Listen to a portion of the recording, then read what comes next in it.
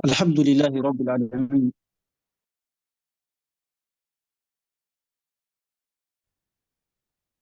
Wassalatu wassalamu al-atamani al-akmalani ala sayyidil khalqi Muhammadin wa ala alihi al-athhar wa ashabihi al-akhyar wa man tabi'ahum ila yaumiddin ila yaumiddin bil ihsan. Alhamdulillah, pada kesempatan kali ini kita kembali bertemu dalam daurah Ramadan tentang puasa atau persoalan-persoalan puasa kontemporer yang erat kaitannya dengan wanita muslimah.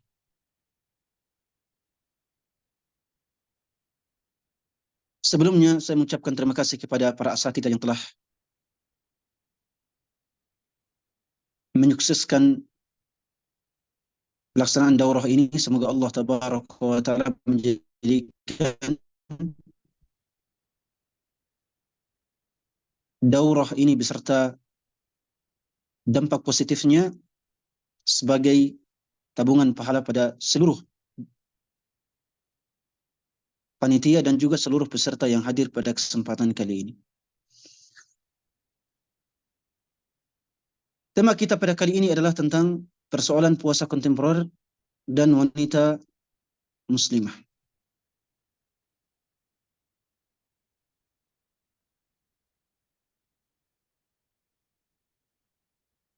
Kenapa seorang muslimah harus mempelajari persoalan-persoalan puasa yang kontemporer? Ini sebagai pertanyaan pertama bagi kita semua sebagai seorang muslim. Kenapa kita semua harus mempelajari hal-hal yang sifatnya kontemporer yang erat kaitannya dengan ibadah kita dan persoalan muamalah kita dalam kehidupan sehari-hari? Alasan pertama adalah bahwa salah satu sikap atau sifat karakter seorang mukmin adalah ia harus berkembang dan tidak kaku atau tidak jumud. Ini merupakan salah satu karakter seorang muslim yang soleh.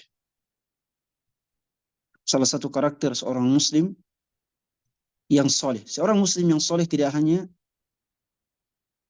fokus atau mengasingkan diri untuk beribadah kepada Allah tabaraka wa ta'ala. Tidak. Seorang muslim yang soleh juga harus berkembang, mengetahui perkembangan yang ada. Ini erat kaitannya dengan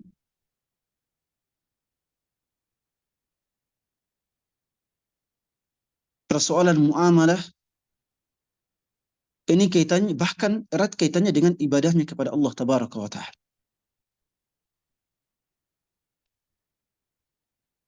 Dan mengetahui perkembangan yang ada, baik teknologi, pendidikan, politik, sosial, dan semua bidang merupakan bentuk profesionalisme seorang mukmin. Rasulullah SAW dalam hadis Aisyah radhiyallahu anha telah bersabda, "Inna Allah yuhibbu idza amila ahadukum amalan an yutqinahu." Allah suka jika kalian mengamalkan suatu amalan, kalian itqan, profesional, menguasai bidang amalan tersebut. Seorang mukmin tidak bisa profesional kecuali dia harus mengetahui perkembangan, kemajuan modern yang ada. Termasuk yang erat kaitannya dengan persoalan ibadah, persoalan sholat, persoalan haji, juga persoalan puasa, yang semua ini merupakan rukun-rukun Islam. Hal yang kedua adalah bahwa persoalan puasa kontemporer merupakan bagian dari fikih waqi', fikih realitas. Kita tidak bisa menghukumi sah tidaknya suatu puasa kecuali dengan mengetahui persoalan kontemporer. Misalnya pada hukum, ya sebagai contoh yang akan kita sebutkan insya Allah,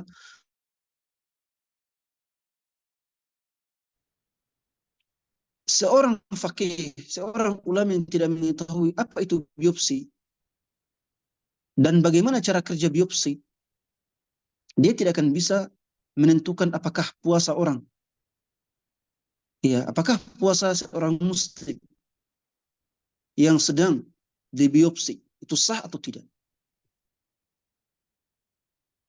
Untuk menentukan sah tidaknya, seorang ahli fikih, seorang ulama harus mengetahui apa itu biopsi, apa itu misalnya intubasi, ventilator, dan sebagainya. Ini salah satu contoh. Kalau tidak mengetahui hal-hal yang seperti ini, maka puasa, ya, atau hukum puasa orang yang dipasang padanya ventilator, dipasang padanya biopsi, itu tidak akan diketahui oleh seorang ulama atau seorang ahli fikih tersebut.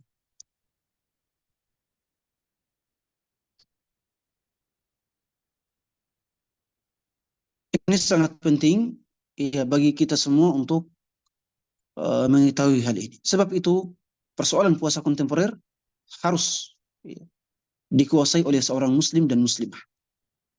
Karena hal ini erat kaitannya dengan sah tidaknya puasa ya dalam bulan Ramadan. Bahkan juga di selain bulan Ramadan. Salah satu persoalan kontemporer ya walaupun ini juga ya imbas daripada ikhtilaf perbedaan pendapat para ulama dari zaman dahulu adalah persoalan perbedaan pendapat pada awal masuknya bulan Ramadan dan berakhirnya bulan Ramadan. Perbedaan antara pemerintah dengan Muhammadiyah misalnya. Ini merupakan salah satu persoalan kontemporer, ya persoalan kontemporer yang banyak membuat kaum muslimin bingung, terutama di negeri kita. Dan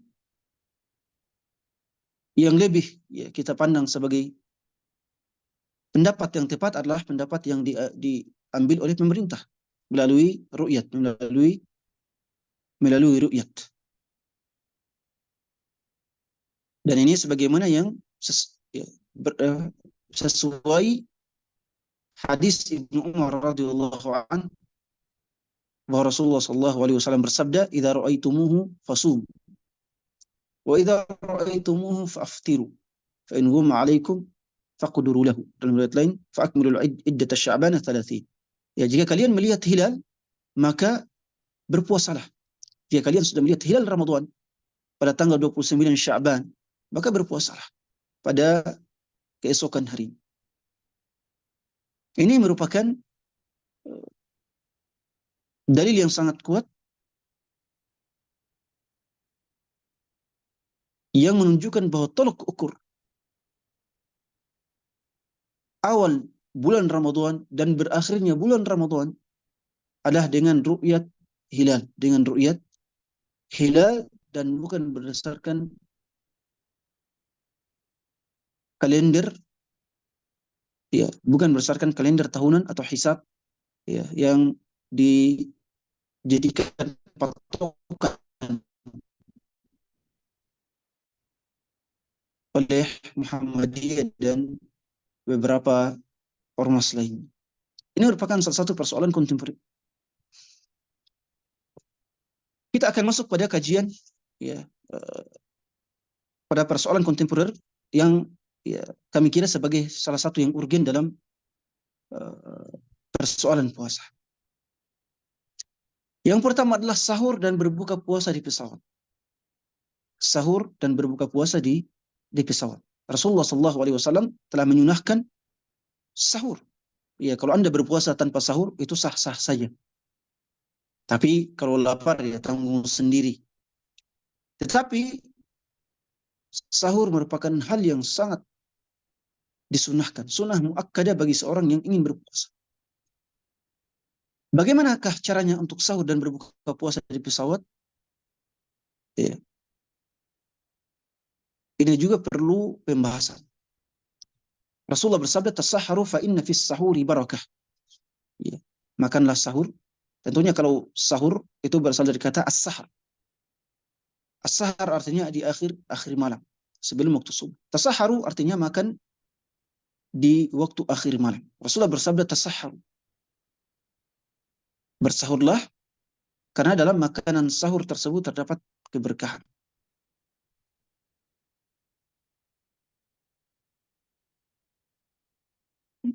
Juga termasuk berbuka puasa. Juga termasuk berbuka puasa. Ini merupakan hal yang disunahkan.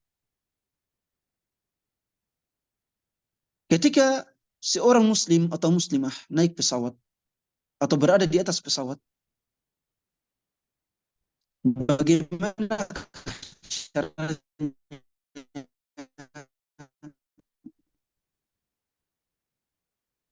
dia bersahur atau dia berbuka?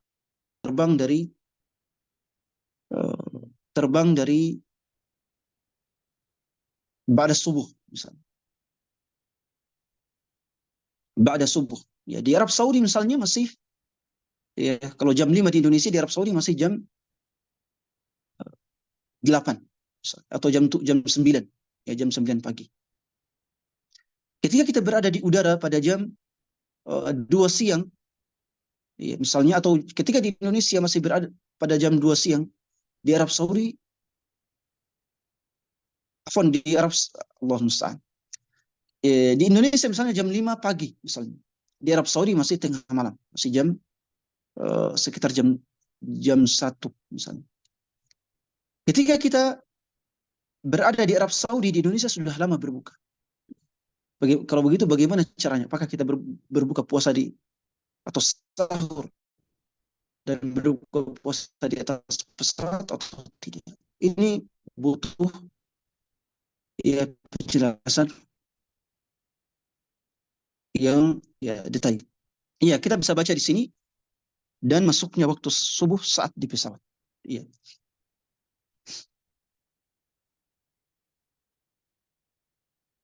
Jadi patokan utamanya adalah ya, pada terbitnya fajar, ketika, ya, kalau berdasarkan sahur atau kalau tentang sahur, patokannya adalah ketika terbitnya fajar pada tempat Anda berada. Kalau Anda berada di pesawat, ya, atau pesawat Anda sedang berada di atas India misalnya, dan saat itu sudah masuk waktu, atau sudah masuk akhir malam, maka pada saat itulah Anda disunahkan untuk makan sahur. Pada saat itu Anda disunahkan untuk makan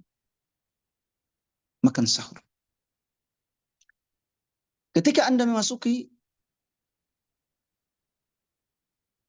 atau melewati India, ternyata, ya, subuh belum, ya, subuh belum tiba waktunya.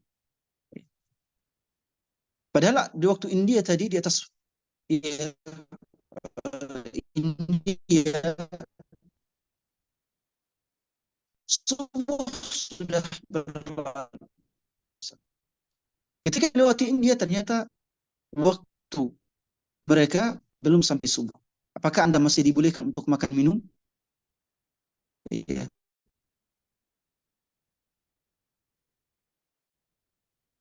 Para ulama mengatakan, ya, bahwa adalah wilayah yang belum tiba waktu subuh. Ya, kalau Anda diizinkan untuk tidak makan minum, ya, untuk tidak makan minum setelah melewati India misalnya, maka sampai di Arab Saudi atau di Mesir pun Anda masih boleh makan dan minum, karena saat itu subuh belum tiba bagi mereka. Jadi patokannya adalah pada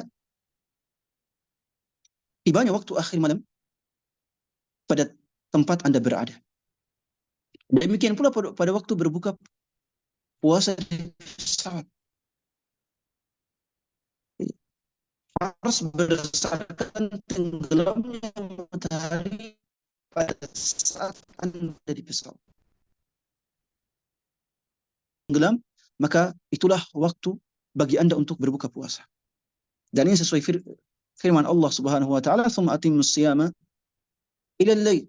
Kemudian sempurnakanlah puasa sampai malam hari ketika ya uh, matahari tenggelam. Dan Rasulullah sallallahu alaihi wasallam juga bersabda, ya, "Idza aqbala ya, al-lailu min hahuna wa adbara an-naharu min hahuna faqad aftara as-shaim." Ya, kalau malam sudah muncul dan siang sudah hilang, maka saat itulah waktu yang tepat untuk berbuka puasa. Waktu untuk berbuka puasa.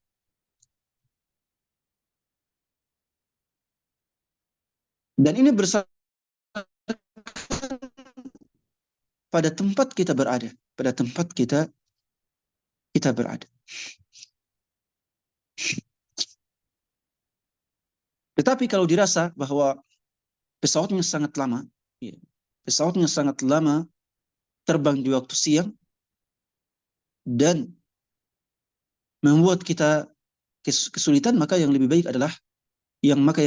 adalah berbuka puasa. Karena agama kita telah mengizinkan orang yang safar agar tidak puasa.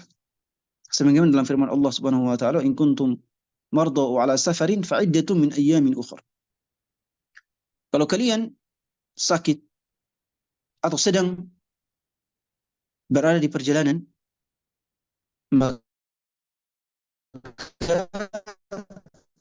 boleh kalian untuk tidak berpuasa dan hendaknya mengqadha atau mengganti puasa tersebut di hari-hari yang lain. Jadi orang yang melakukan safar itu dibolehkan untuk berbuka puasa. Dan para ulama rahimahumullahu taala berbeda pendapat. Mana yang lebih utama bagi orang yang safar, yang melakukan perjalanan? Apakah berbuka puasa atau puasa? Ya. Tapi secara singkat, ya, pendapat pertengahan adalah kalau seandainya dalam safar, ya seandainya dalam safar kita puasa lebih mudah, maka itulah yang lebih utama. Tetapi kalau seandainya memberatkan, maka yang lebih utama adalah tidak berpuasa.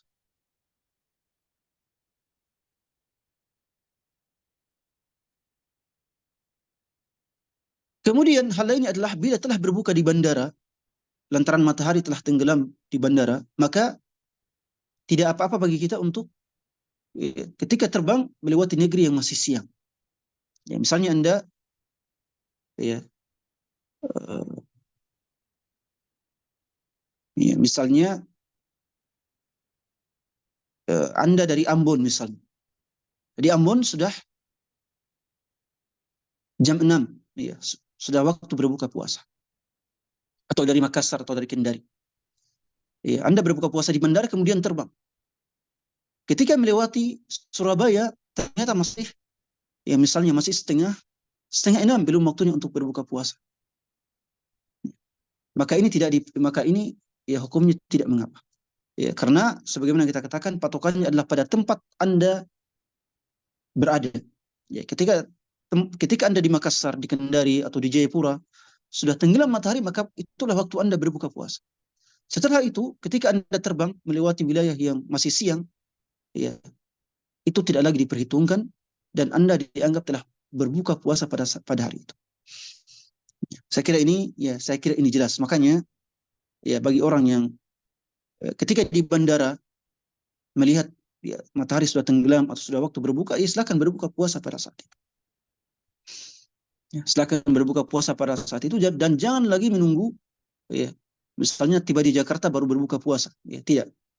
Ya, silakan berbuka puasa pada saat Anda melihat tenggelamnya matahari, karena itulah yang lebih disunahkan. Karena itulah hal yang lebih disunahkan. Kita beralih pada safar umrah dalam bulan Ramadan. Ya, mungkin sebagian kita masih ragu-ragu. Ya. Ketika saya safar umrah, apakah boleh bagi saya untuk berbuka puasa atau tidak? Rasulullah SAW bersabda terkait keutamaan safar umrah dalam Ramadan, "Umratun fi Ramadan ta'dilu hajjah." Dalam riwayat lain, "ta'dilu hajjatan ma'i." Umrah dalam bulan Ramadan itu menyamai ya, pahala haji secara makna, tapi secara hakikat tentunya haji lebih utama. Orang yang safar untuk tujuan umroh dalam bulan Ramadan, ia dibolehkan untuk berbuka puasa. Karena seorang musafir selama safarnya bukan untuk tujuan maksiat, maka syariat memberikan keringanan padanya untuk berbuka puasa.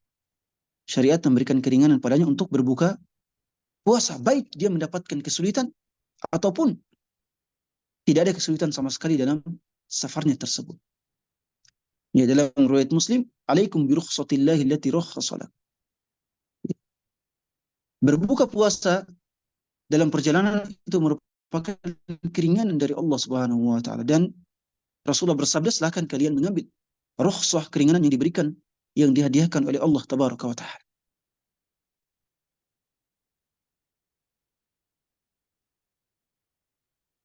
Mohon maaf, Ustaz.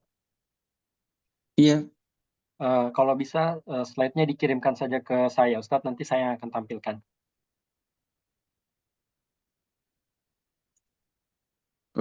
Baik. Ya, karena nampaknya di sana ada sedikit gangguan jaringan, Ustaz. Saya takutkan kalau Ustaz menampilkan, takut bermasalah di jaringan dan suaranya terputus-putus. Syukran, Ustaz. Baik. Barakallahu fiikum. Afwan, sebentar, Anda kirim. Afwan, ini slide-nya saya belum sempat atur karena nggak sempat. Allah musta'an. Jadi slide-nya ya cuma tulisan, nggak ada tasjir dan sebagainya. Siap, Ustaz. Barakallahu fiikum. Barakallahu. Sebentar saya kirimkan.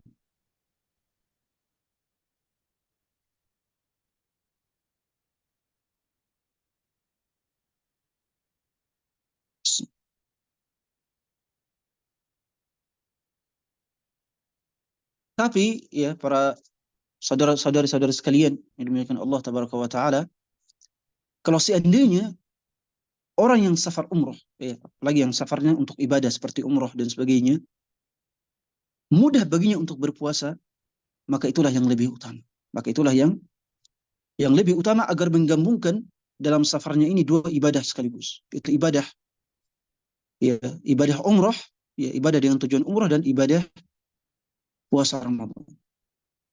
Ya, keduanya kalau bergabung, maka itu lebih utama bagi seorang, maka itu lebih utama bagi seorang muslim.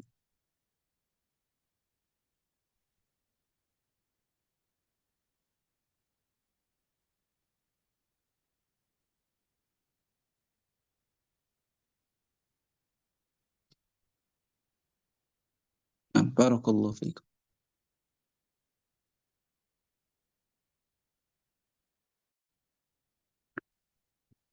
Kemudian persoalan lain yang mesti sudah terkirim akhi Fahmi, barakallahu fiikum. Persoalan lain yang mesti diperhatikan khususnya bagi kaum muslim adalah minum obat untuk menghentikan haid. Minum obat untuk menghentikan haid pada bulan Ramadan. Seorang muslimah misalnya sangat berat baginya untuk mengqadha Ramadan kalau di luar Ramadan. 6 hari atau 7 hari haid, atau 7 hari itu sangat berat baginya untuk mengqadha di luar Ramadan. Maka mungkin dia akan mengatakan atau memutuskan, kalau begitu saya minum obat agar tidak haid pada Ramadan. Para ulama tentu telah membolehkan hal ini. Para ulama telah membolehkan hal ini, tapi dengan beberapa syarat. Yang pertama adalah harus terlebih dahulu dikonsultasikan dengan dokter yang terpercaya, dokter untuk memastikan keamanan dari obat, tersebut. Karena mungkin saja beberapa obat sangat berbahaya bagi seorang wanita.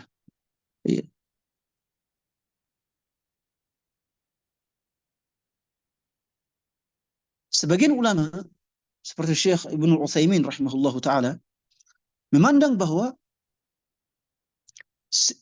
yang lebih utama bagi wanita adalah tidak perlu mengonsumsi obat penunda haid.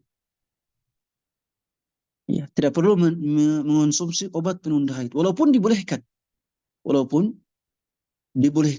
kalau dokter mengatakan bahwa itu aman, ya, dan tidak akan menimbulkan mudarat. Tapi ya, banyak ulama yang kemudian memandang bahwa yang lebih utama baginya adalah untuk menghindari obat penunda haid.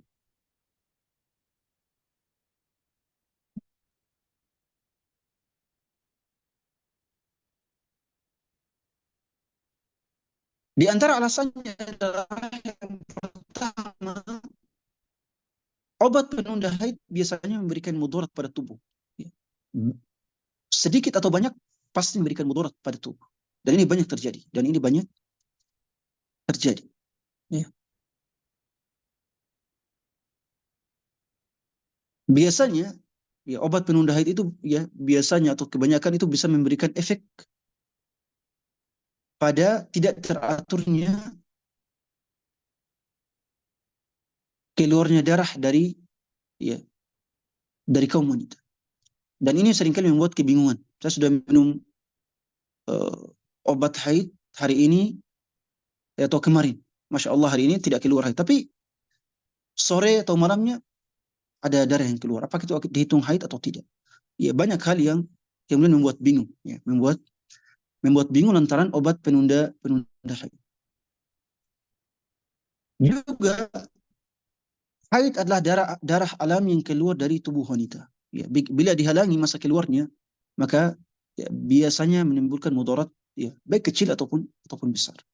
Sebab itu merelakan atau rela dengan takdir yang digariskan oleh Allah Tabaraka wa Taala, apalagi pada bulan Ramadan, itu lebih utama bagi seorang wanita. Kecuali ketika dia umrah atau haji, ya ini ya ya kecuali kalau umrah atau haji. Ya karena umrah atau haji bagi wanita haid ya, waktunya sangat terbatas, ya, waktunya sangat sangat terbatas. Ya, ada bulan Ramadan maka ketika haid 6 hari atau 7 hari ya menggantinya di bulan Ramadan, ya menundanya atau mengganti jadi di luar bulan Ramadan itu relatif mudah insyaallah taala, apalagi waktu untuk menunda uh, atau menunda qada Ramadan itu ya sekitar 11 bulan. 11 11 bulan. Mudah bagi Anda ya, untuk berpuasa 6 hari atau 7 hari dalam rentang waktu selama 11 bulan. Sebagaimana disebutkan oleh Aisyah radhiyallahu anha, "Kana yakunu alayya siyamun fi Ramadhan falam astati an aqdiya illa fi Sya'ban." Kata Aisyah, saya memiliki qada puasa pada bulan Ramadan dan saya tidak bisa merampungkan, ya saya tidak merampungkan qada puasa Ramadan kecuali pada bulan Sya'ban sebelum masuk ya bulan Ramadan berikutnya. Jadi waktu Anda 11 bulan ya untuk mengqada puasa. Akhi Fahmi sudah masuk.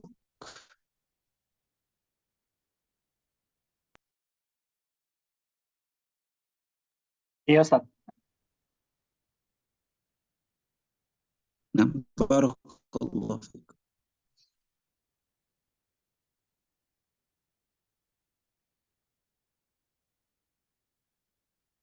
Kalau bisa di-share lah. Mungkin sekarang sudah slide ke-6.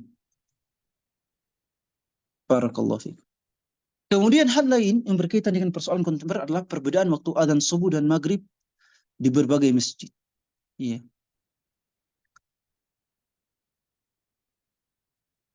Hal yang paling membuat kesal di Indonesia itu adalah azan antara masjid yang satu dengan masjid yang lain berbeda-beda waktunya. Berbeda-beda waktunya. Apalagi kalau masjidnya berdekatan. Jadi patokan utama misalnya untuk sahur adalah apa? Masuknya waktu subuh. Jangan berpatokan pada adzan masjid. Jangan berpatokan pada adzan masjid. Kalau di Indonesia. Karena adzan masjid selalu biasanya terlambat. Kecuali kalau masjidnya memang sudah diketahui bahwa adzannya subuh atau maghrib tepat waktu. Ya. Ya, seperti misalnya di Masjid Nabawi dan Masjidil Haram itu azan subuh dan maghribnya pasti tepat waktu. Pasti tepat waktu. Ya, kalau seperti di Indonesia ya silakan berhati-hati. Ya, Anda tidak boleh, ya tidak perlu berbuka puasa kecuali ketika melihat jadwal, ya jadwal buka puasa yang ada dari kementerian. Itu sudah, ya, tepat dengan jam yang ada.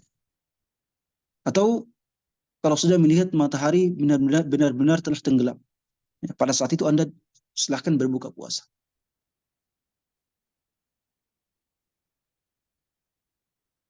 Demikian pula waktu sahur.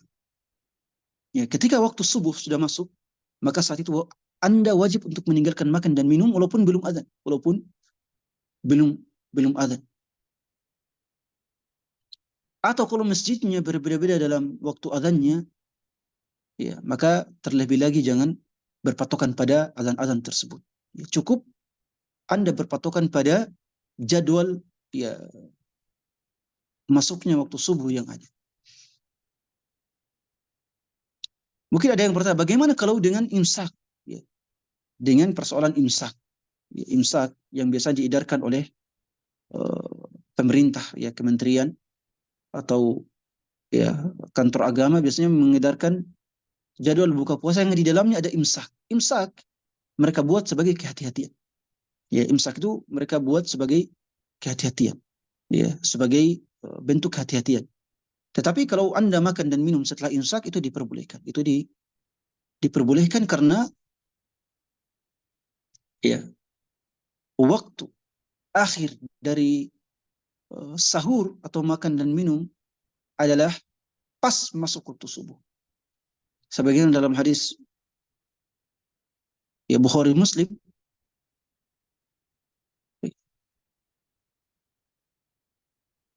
bahwa waktu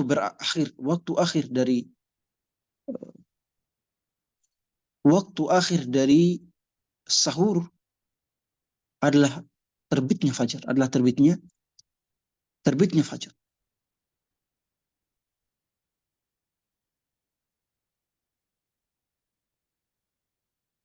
Saya kira ini insya Allah merupakan hal yang jelas, ya, bahwa adzan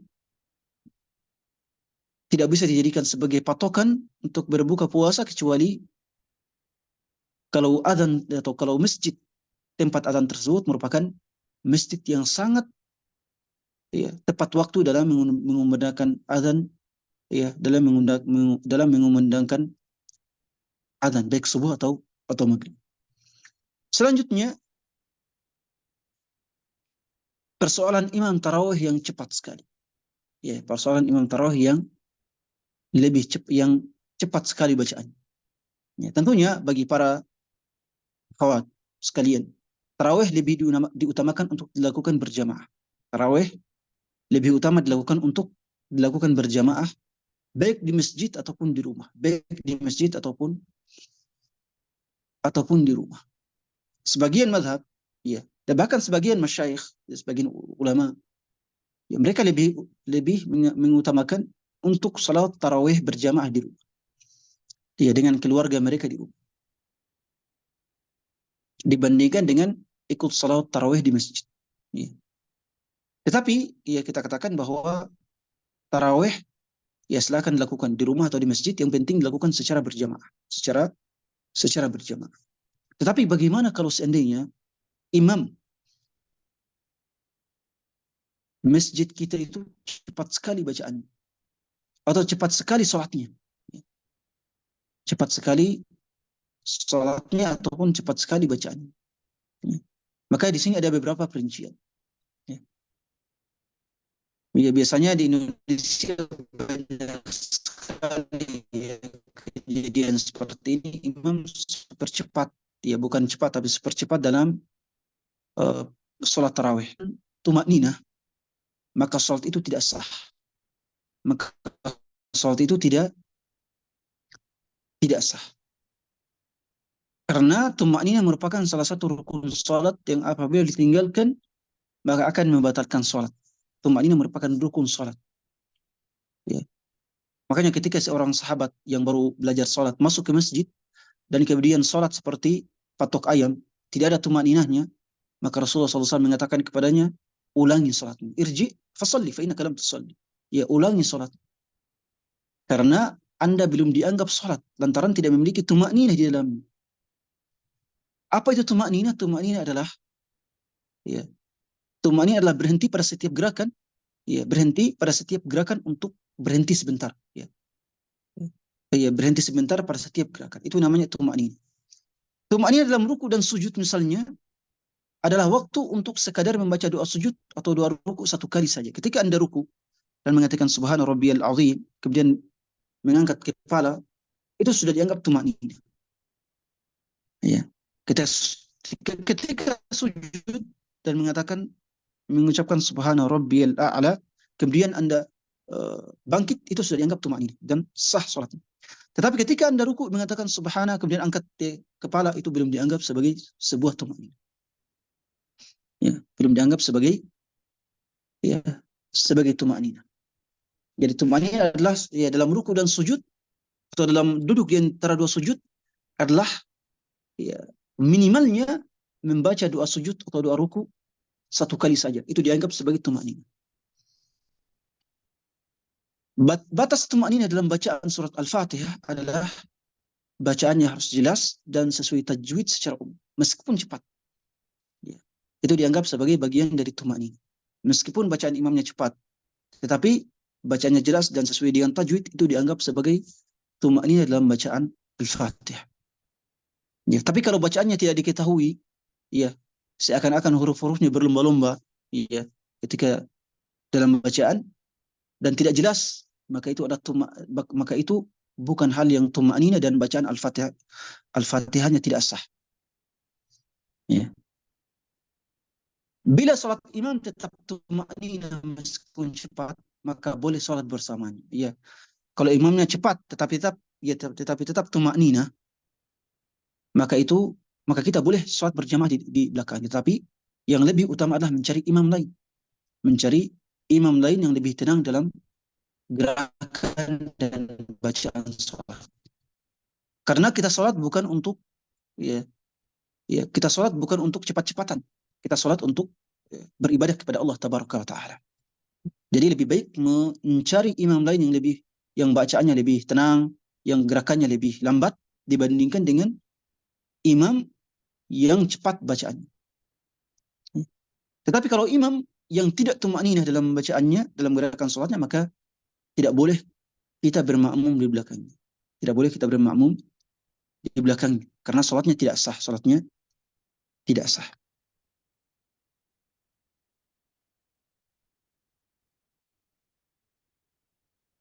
Persoalan lain adalah terkait dengan salat tarawih sendiri atau menjadi imam dengan membaca Quran dari HP. Apakah dibolehkan ya salat tarawih dengan membaca Al-Quran dari HP? Ini juga para ulama berbeda pendapat dalam beberapa dalam beberapa hal. Para ulama berbeda pendapat dalam beberapa pandangan terkait hal ini.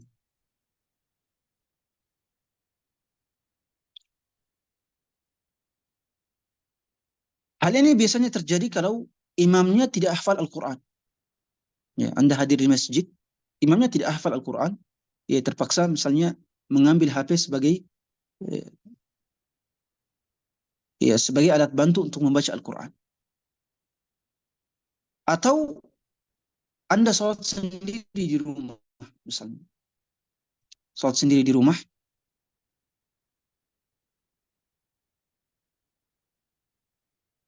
dan tidak menghafal Al-Quran.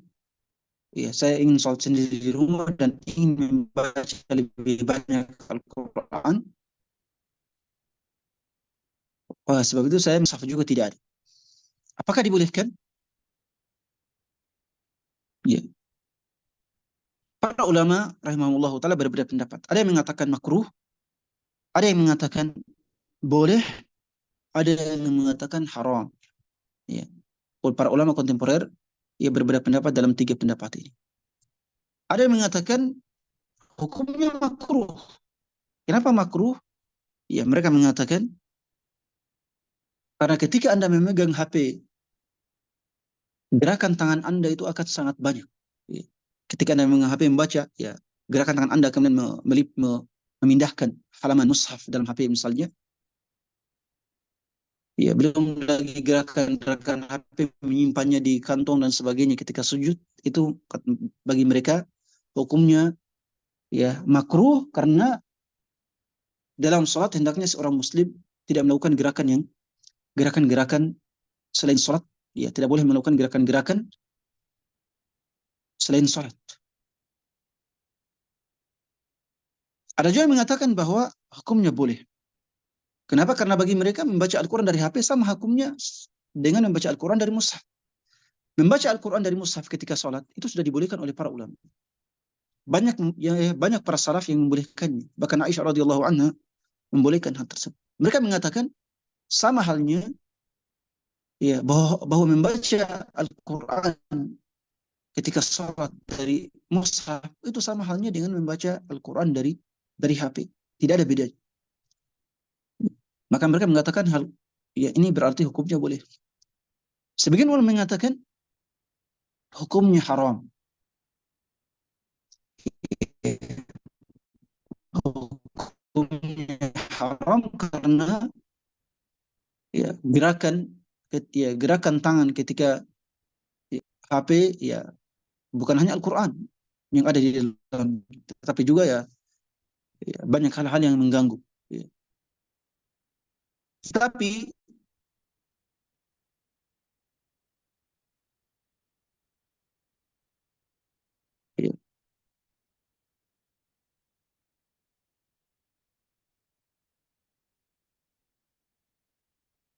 ya, tetapi pendapat yang paling rajih adalah bahwa seorang imam kalau membutuhkan HP maka dibolehkan untuk membaca mushaf dari HP. Walaupun yang lebih utama adalah membacanya dari mushaf. Ya. Walaupun yang lebih utama adalah membacanya dari mushaf. Yang lebih utama lagi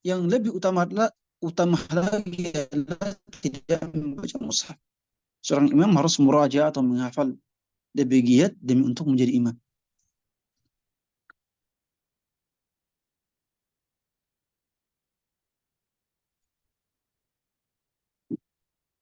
Kemudian persoalan lain adalah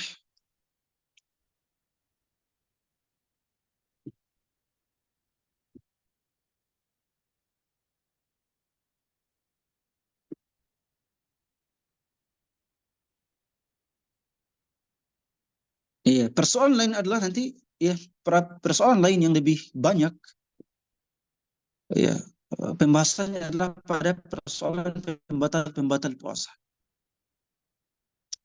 Ya. Persoalan kontemporer yang paling banyak dan erat kaitannya dengan puasa adalah terkait dengan pembatal puasa. Kalau bisa dipindahkan, ada beberapa hal kontemporer yang dianggap sebagai pembatal puasa dan dianggap sebagai bukan pembatal puasa.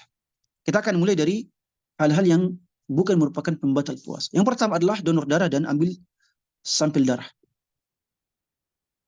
Madzhab Hanafilah ya, dan rata diambil oleh para ulama Arab Saudi, Syekh Ibnu Baz rahimahullahu taala dan lainnya mengatakan bahwa donor darah itu membatalkan puasa karena sama hukumnya dengan bekam. Ya, hijamah atau bekam itu membatalkan puasa bagi mazhab Hanabilah dengan dalil afthar al-hajim wal mahjum. Orang yang membekam dan yang dibekam itu telah batal puasa. Tetapi jumhur para ulama rahimahumullah taala mengatakan bahwa bekam tidak membatalkan puasa. Dan bekam ini sama dengan donor darah, mengeluarkan darah dari tubuh Anda untuk tujuan donor. Ini dibolehkan. Dan ini adalah merupakan pendapat yang paling benar, merupakan pendapat yang paling benar. Karena hadis yang menyatakan bahwa puasa orang yang berbekam batal itu adalah hadis yang telah mansuh, hukumnya dimansuh. Ya, sebagaimana dalam hadis dalam uh, ucapan Abu Sa'id Al-Khudri radhiyallahu an, ya, beliau mengatakan, rukhsah lis-shaimi al-qiblatu wal hijab. Ya, diringankan bagi orang yang berpuasa untuk mencium dan untuk berberkat. Tentunya ciuman biasa ya, ciuman biasa, dan untuk berberkat. Keringanan ya dalam syariat kita, kalau Allah Jalla wa'ala memberikan rukhsah atau keringanan, itu artinya sebelumnya hal itu wajib. Sebelumnya hal itu wajib. Artinya sebelumnya seorang berpuasa tidak boleh wajib untuk tidak berbekam. Kemudian Allah Tabaraka wa Ta'ala memberikan keringanan sehingga dibolehkan. Dan ini juga disebutkan dalam hadis Ibnu Abbas radhiyallahu an dalam Sahihain,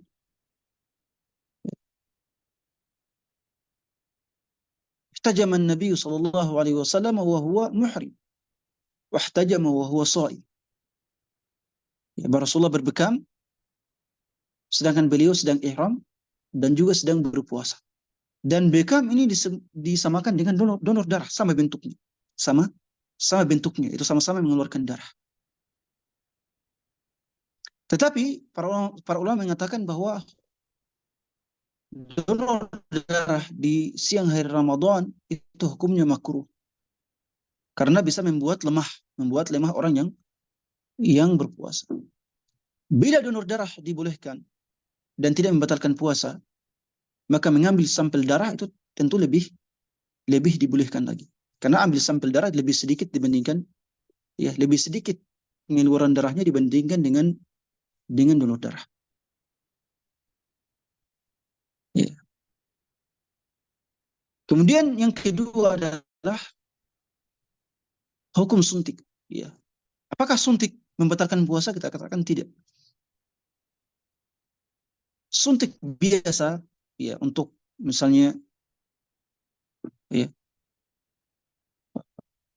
suntik biasa misalnya sakit dan sebagainya, ya, disuntik itu tidak membatalkan puasa. Itu tidak membatalkan puasa. Bisa ini lagi Ustaz Fahmi di setelahnya di kedua, suntik secara umum tidak membatalkan puasa. Kecuali suntiknya adalah yang berbentuk sebagai infus yang berfungsi memasukkan cairan penguat tubuh, ya, sebagai salin, laktat dan lain-lain. Ya. Itu membatalkan puasa. Suntik infus, ya, yang memasukkan, ya, zat-zat pengganti makan dan minum dalam tubuh atau yang menguatkan tubuh, itu membatalkan puasa karena sama fungsinya dengan makanan dan minuman. Itu sama fungsinya dengan makanan dan minuman. Adapun suntik biasa, ya, misalnya ada luka dan lukanya disuntik misalnya atau suntik untuk misalnya untuk operasi kaki misalnya, dan tidak perlu maka itu dibolehkan. Ya, dibolehkan suntik, ya, suntik biasa pada luka dan sebagainya. Kemudian hukum pasta gigi, ya, hukum pasta gigi, odol dan yang semisalnya. Hukum menggunakan odol adalah makruh karena bisa menjadi faktor batalnya puasa. Hukum menggunakan odol adalah makruh. Bila Anda menggunakan odol dalam puasa, maka Anda harus menggunakannya dengan porsi yang sedikit. Ya, sedikit, jangan banyak. Ya, jangan fullkan sikat gigi Anda dengan odol. Ya, cukup sedikit. Ya, cukup sedikit. Kenapa? Karena kalau Anda menggunakan odol dengan porsi yang sangat banyak, ya, difullkan pada sikat gigi, itu Anda sama dengan berlebih-lebihan. Itu sama halnya Anda berlebih-lebihan. Dan Rasulullah SAW telah bersabda, "Wabaligh fil istinsyaqi illa an takuna sha'iman." Ketika Anda berwudu, ya, itu Anda berkumur-kumur. Dan Rasulullah telah mengatakan bahwa Anda tidak boleh berlebihan dalam berkumur-kumur ketika berwudu. Orang yang berpuasa tidak dibolehkan untuk berlebihan dalam kumur-kumur. Bahkan banyak ulama mengatakan kalau Anda berlebihan dalam berkumur-kumur, lalu masuk air dalam kerongkongan Anda, tertelan, maka puasa Anda batal. Puasa Anda batal. Karena Anda terlalu berlebihan dalam berkumur-kumur. Dan Rasulullah sudah mengatakan, tidak boleh Anda berlebihan dalam berkumur-kumur, istinsyak. Demikian pula demikian pula halnya dengan odol. Kalau Anda berlebihan dalam odol, lalu lelehan odol tersebut masuk ke kerongkongan Anda, maka itu Anda dianggap sengaja memasukkan odol tersebut dalam kerongkongan, dalam tenggorokan Anda, dan puasa Anda dianggap batal.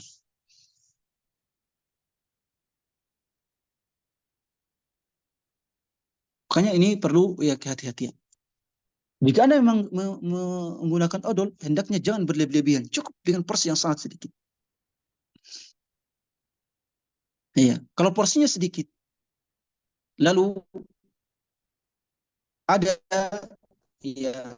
odolnya meleleh misalnya, dan masuk ke kerongkongan dengan tidak sengaja, tertelan dengan tidak sengaja, maka itu tidak membatalkan puasa.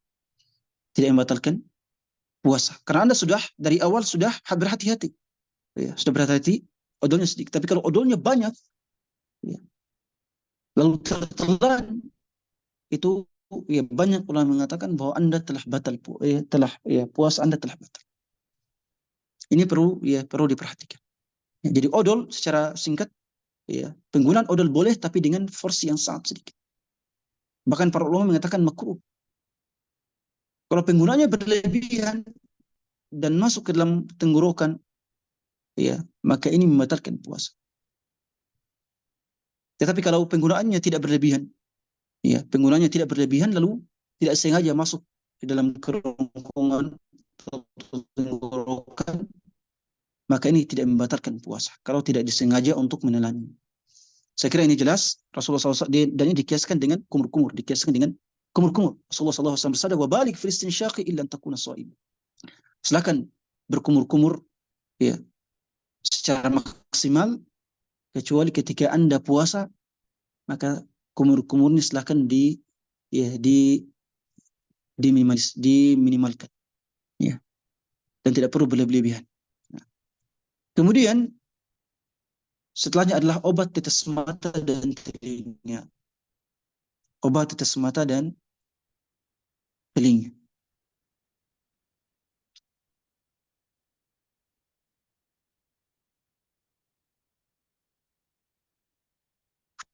Ini para ulama memberikan beberapa perincian. Mereka mengatakan kalau obat tetes telinga, kalau obat tetes telinga masuk ke otak, perut, atau kerongkongan, maka ini membatalkan. Mereka mengatakan kalau Anda memasukkan obat pada telinga Anda, kemudian terasa ada cairan yang masuk ke tenggorokan Anda, tembus, maka bagi mereka ini membatalkan puasa.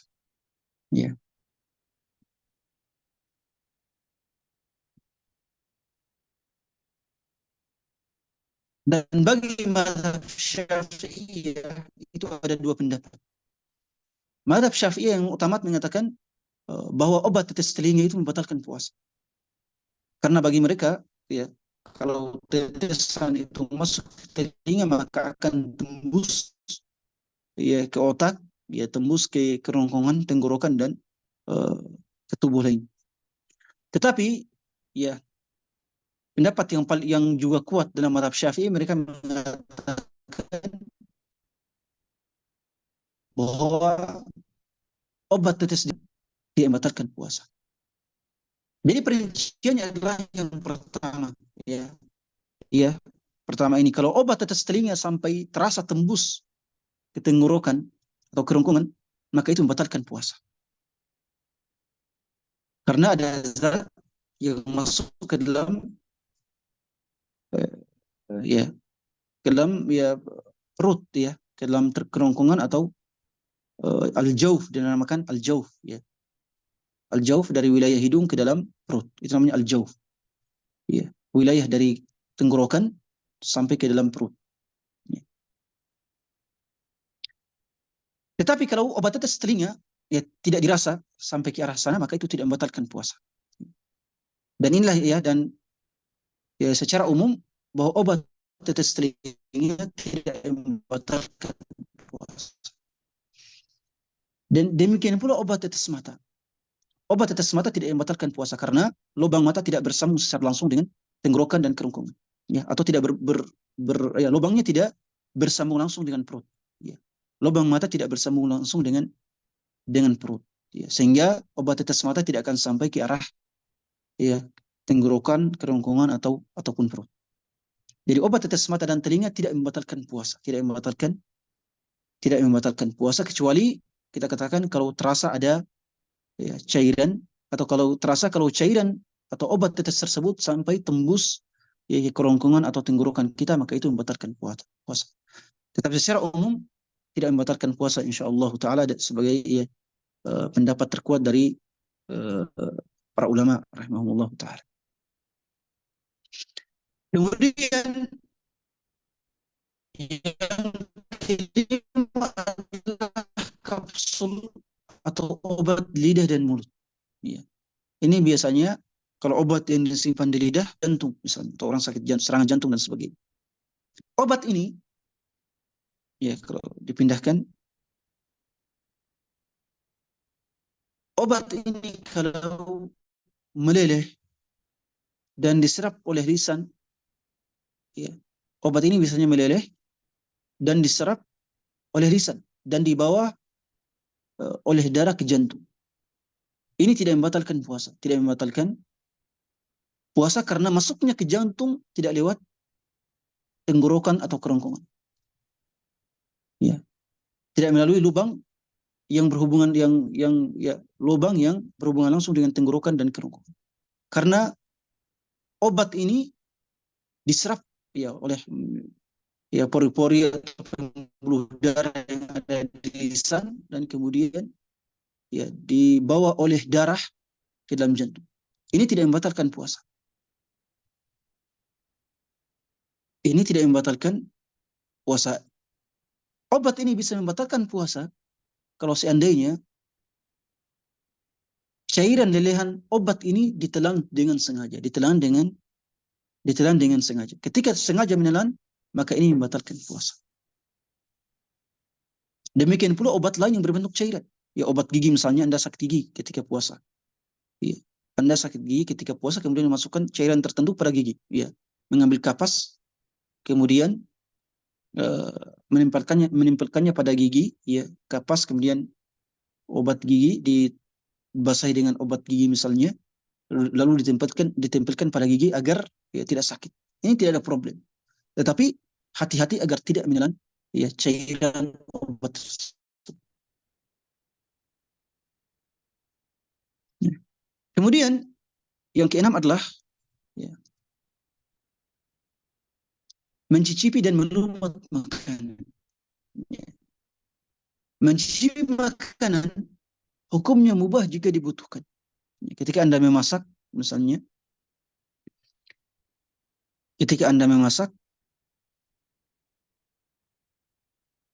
maka boleh bagi Anda untuk mencicipi masakan Anda. Ya, manis atau tidak manis, ya. Asin atau tidak manis, tidak asin. Itu dibolehkan. Tetapi ya wajib dikeluarkan, ya mengeluarkan cairan atau air yang dicicipi tersebut setelah dirasa manis atau tidak, atau asin atau tidak. Wajib dikeluarkan dan tidak boleh ditelan. Kalau ditelan dengan sengaja, ya Anda telah batal, ya puasa Anda telah batal. Demikian pula untuk melumat makanan. Ya, Anda sebagai ibu, ya, biasanya ada ibu-ibu yang memberi makan bayi. Ya, kadang tidak ada waktu untuk menghancurkan makanannya dengan alat tertentu. Ya. Kemudian melumat makanannya ya, agar lebih ya, bisa dikonsumsi oleh bayi. ini hukumnya boleh. Melumat makanan hukumnya boleh kalau memang dibutuhkan. Ya. Kalau memang dibutuhkan, ya lebih baik lagi dengan ya, lebih baik lagi dihancurkan makanannya atau ya eh, ya makanannya dilunakkan dengan ya, blender dan sebagainya. Itu lebih utama. Tetapi kalau membutuhkan mulut ya untuk dilunakkan, maka itu tidak ada problem. Asal jangan ditelan, asal jangan ditelan. Ini juga ya sama hukumnya dengan mencicipi ya, makanan. Persoalan lain adalah hukum infus. Infus ini kita sudah sebutkan sebelumnya, ya infus yang berfungsi memasukkan cairan ya penguat tubuh ya dalam ya, penguat tubuh kita ya ini membatalkan puasa karena berfungsi sebagai ya zat makanan dan minuman. Dan ini sesuai dengan fatwa para ulama di Lajnah Daimah Rasul dan juga Majma' al-Fiqh al-Islami. Mereka mengatakan bahwa infus hukumnya membatalkan puasa. Ya, kita beralih pada lip gloss dan lipstick. Ya. Ini juga dibolehkan ya karena dia ya tidak berfungsi ya tidak ya bukan hal yang ya membatalkan puasa. Lip gloss, lipstick, ya itu dibolehkan. Hukumnya boleh asal tidak disengaja ditelan. Ya, ya ini tidak dibolehkan. Bahkan bisa membatalkan puasa. Ya, tetapi kalau tidak sengaja masuk ke dalam kerongkongan atau tenggorokan dalam keadaan tidak sengaja, maka ini tidak ada problem. Ya, tidak ada problem. Ya, artinya tidak membatalkan puasa. Persoalan lain adalah pengobatan gigi. Cabut gigi tidak membatalkan puasa. Ya, pengobatan gigi dengan laser juga tidak membatalkan puasa. Ya, kecuali kalau ada air yang tertelan dengan sengaja ke dalam ya kerongkongan kita, maka ini membatalkan puasa. Ya, maka ini membatalkan puasa. Selama dalam proses pengobatan Anda tidak sengaja menelan air atau sejenisnya yang masuk ya, ke dalam kerongkongan, itu tidak membatalkan puasa. Tapi kalau Anda sengaja, ya, tentu ini lebih membatalkan puasa. Ini merupakan ramahan kemudahan syariat Islam yang ya tidak memutuskan adanya pembatalan puasa kecuali dengan kesengajaan.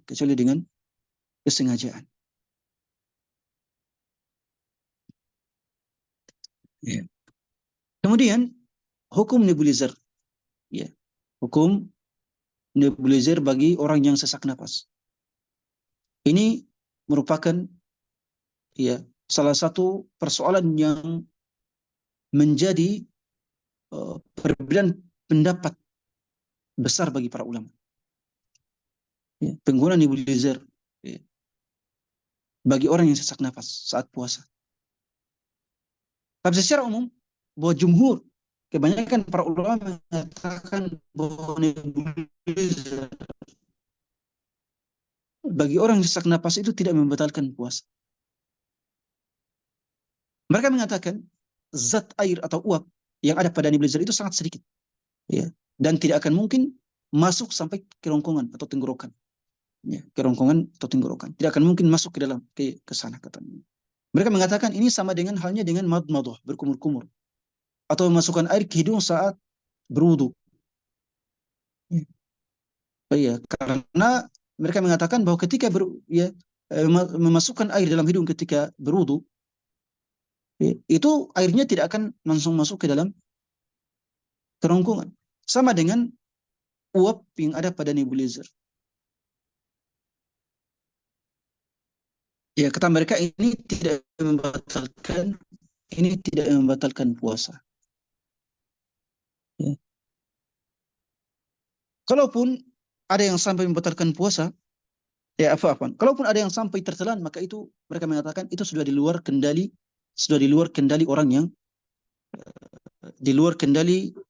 orang yang melakukannya. Anda ketika berkumur-kumur dengan sedikit, ya, ketika mengeluarkan air dari mulut, biasanya ya kadang-kadang masih ada air yang tertinggal. Dan air yang tertinggal ini berkumpul dengan atau bercampur dengan air liur. Dan air liur ya kita tidak bisa memaksakan diri untuk tidak menelan air liur. Ya. Dan ini ya termasuk hal yang dimaafkan ya dalam persoalan puasa.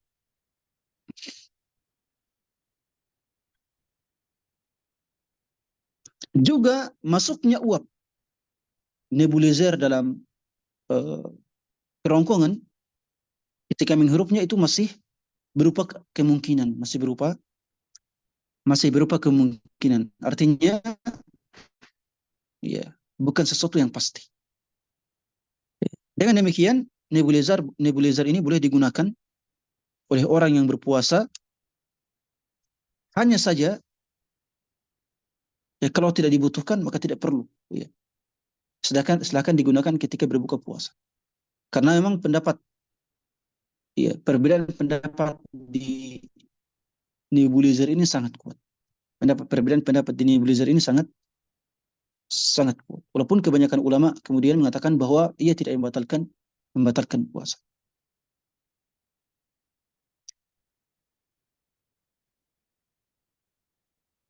Iya, silakan setelahnya Ustaz Fahmi. Barakallahu fiik.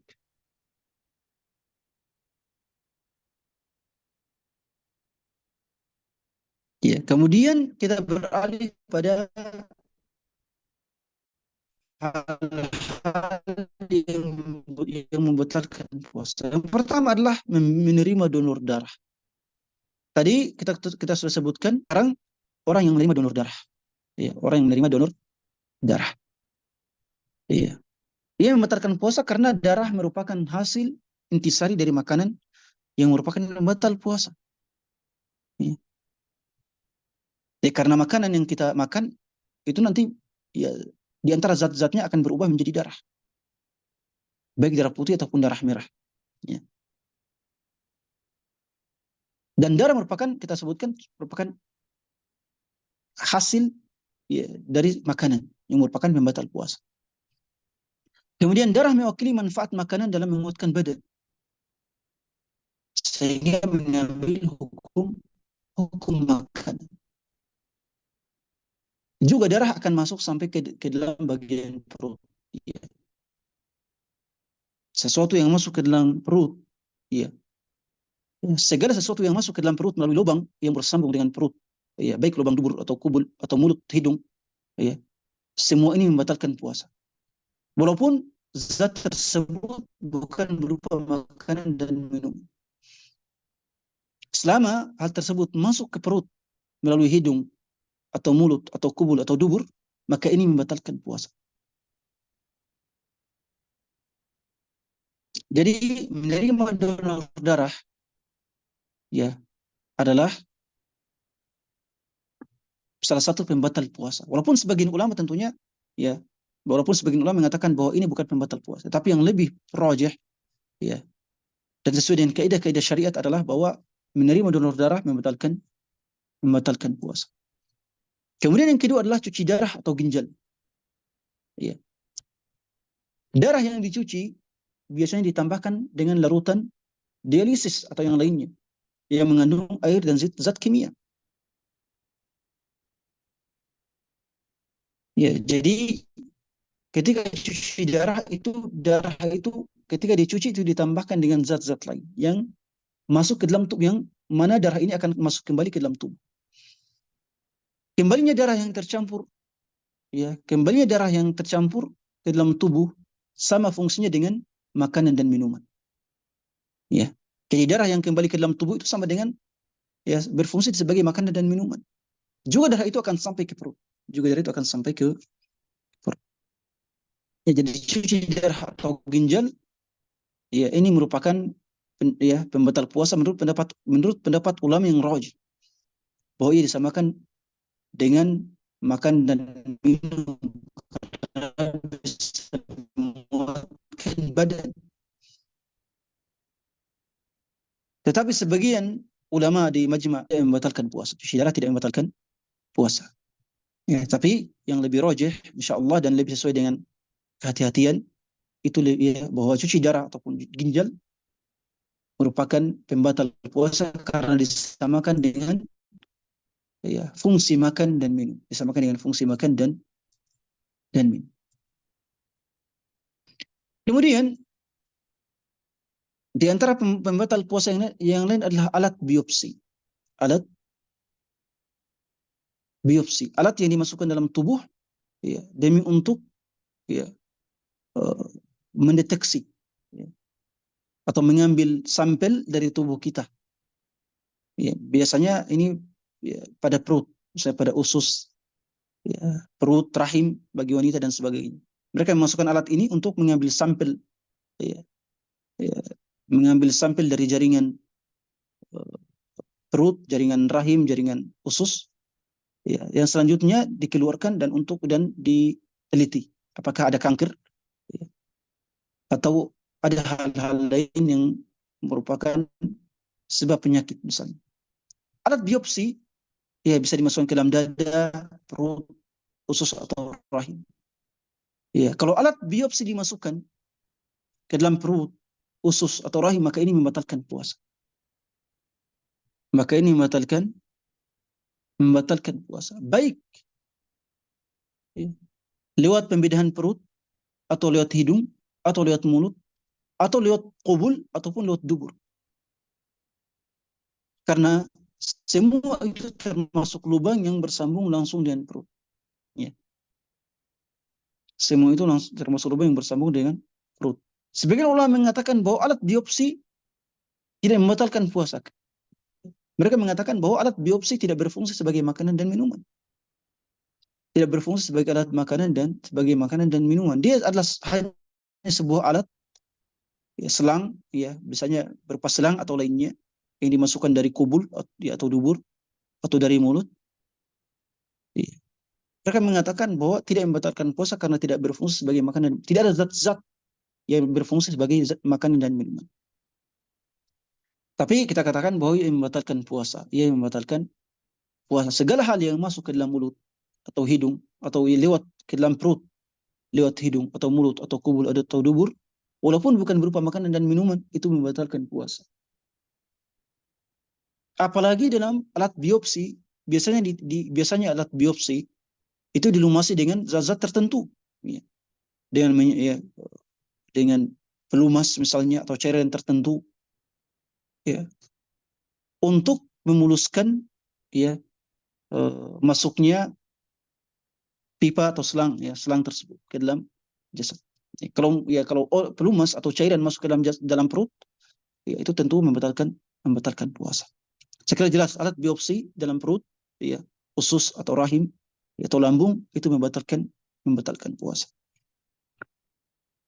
Sebagian ulama mengatakan, kita sudah katakan bahwa tidak membatalkan puasa karena itu bukan berupa makanan dan minuman. Tapi kaidah para jumhur ulama mengatakan bahwa segala hal yang masuk ke dalam perut lewat lubang yang bersambung dengannya, maka itu membatalkan puasa. Baik dari hidung, mulut, ataupun kubul atau dubur. Kemudian pada alat bantu pernapasan. Ya, pada alat bantu pernapasan. Ya, alat bantu pernapasan ya, itu juga perlu adanya perincian. Bila oksigen, ya, oksigen yang disalurkan ke dalam pernapasan mengandung zat tambahan obat atau hal lainnya, ya, maka itu membatalkan puasa. Karena zat tambahan ini, ya, kalau masuk ke dalam saluran pernapasan tenggorokan kerongkongan, ya, maka itu membatalkan puasa. Tapi kalau ia hanya sekadar oksigen, tidak ada tambahan obat lain, ya, sekadar udara biasa yang dipompa ke dalam paru-paru, maka itu tidak membatalkan puasa. Itu tidak membatalkan puasa. Ya, tapi kalau ada alat lain yang masuk ke dalam saluran pernapasan, ya, alat seperti tadi kita katakan seperti biopsi atau alat lain selang yang dimasukkan ke dalam paru-paru, maka ya ini juga membatalkan puasa. Segala hal yang masuk ke dalam kerongkongan tenggorokan, maka itu membatalkan puasa. Sekira ini jelas insyaallah taala. Kemudian hal lain adalah obat tetes hidung dan mulut. Obat tetes hidung dan mulut. Ini pasti membatalkan puasa. Ya, tetes hidung dan mulut. Ya. Ini pasti membatalkan puasa karena otomatis akan masuk ke dalam tenggorokan atau kerongkongan.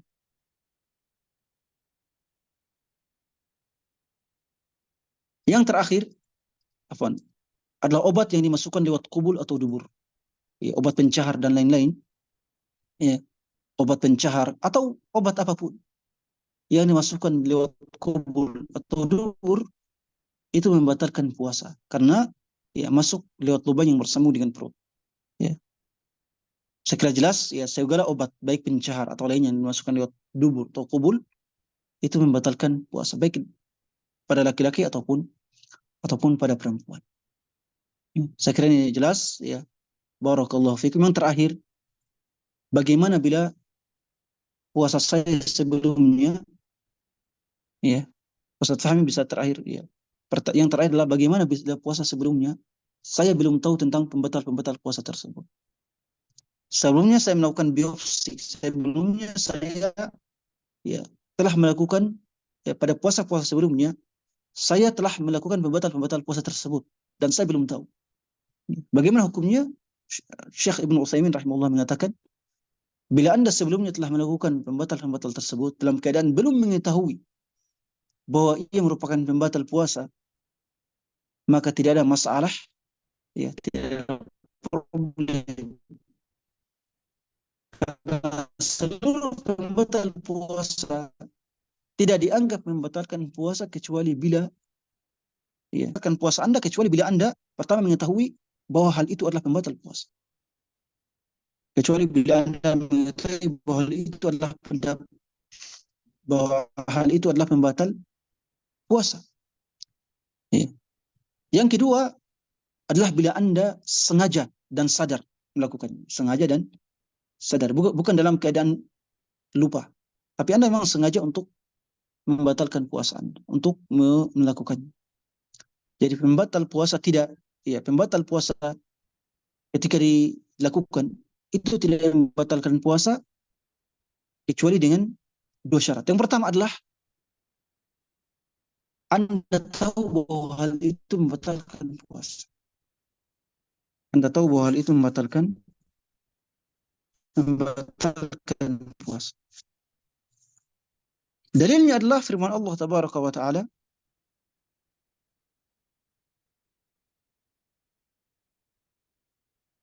ya, dalilnya adalah afwan bukan dalilnya adalah sebagian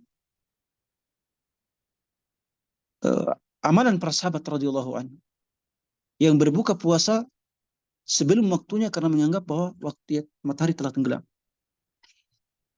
Iya. Mereka jahil tentang hal tersebut. Mereka jahil tentang hal tersebut. Sehingga seorang muslim yang berbuka puasa, yang melakukan pembatal puasa dalam keadaan tidak tahu bahwa itu pembatal puasa, maka puasanya tetap dianggap sah. Demikian pula kalau dia lupa. Ya, kalau dia lupa. Dan ini banyak dalilnya. Ya.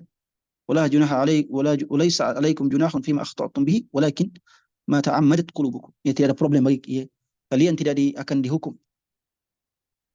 Ketika kalian bersalah karena lupa, ya, tetapi yang ya, kalian akan dihukum karena kesalahan yang dibuat secara sengaja.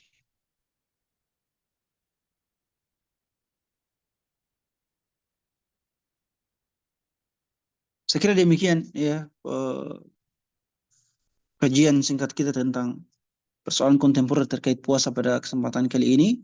Barakallahu fikum wa nafa'a bikum, jazakumullahu khairan. Ya, saya kembalikan kepada moderator Ustaz kita, Ustaz Fahmi. Barakallahu fikum. Jazakumullah khairan Ustaz. Barakallahu fikum. Terima kasih atas penjelasan dan juga pemaparannya Ustaz dari pembahasan-pembahasan yang saya kira sangat kita butuhkan di zaman ini. Bukan hanya bagi wanita muslimah tapi bagi kebanyakan kaum muslimin. Dan mudah-mudahan kawan-kawan para muslimah sekalian bisa menjadi agen-agen penyampai informasi dan juga ilmu yang telah diberikan pada hari ini kepada mad'u atau orang-orang di sekitarnya masing-masing. Baik, dipersilakan kepada para muslimah sekalian, apabila ada pertanyaan maka dipersilahkan untuk menuliskannya di ruang chat. Saya akan izinkan dalam beberapa detik ke depan kepada para muslimah untuk menyampaikan pertanyaannya melalui kolom chat. Ya, dipersilakan langsung mengirimkan pesannya kepada saya ya, dengan akun Faiziah. Baik, di sini Ustaz ada beberapa pertanyaan yang telah masuk. Saya izin untuk membacakannya. Yang pertama dari Muslimah Mamuju. Apakah bercak berwarna coklat yang keluar setelah haid dan bersambung dengan masa haid masih terhitung sebagai darah haid?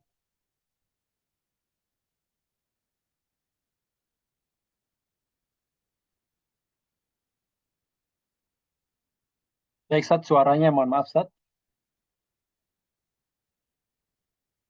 Saya kira ini insya Allah penjelasannya akan dijelaskan oleh para ustadz pada pekan depan terkait dengan persoalan-persoalan haid, ya.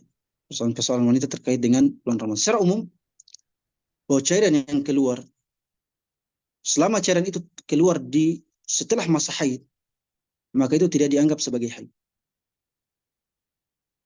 Ya.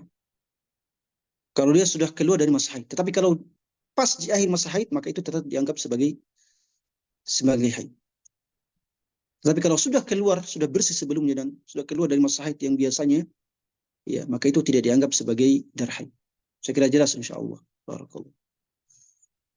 Wafikum barakallah, Ustaz. Pertanyaan kedua dari Sufitri Dewi. Bismillah. Afwan Ustadz, bagaimana bila melakukan USG melalui transvaginal? Apakah tetap membatalkan puasa?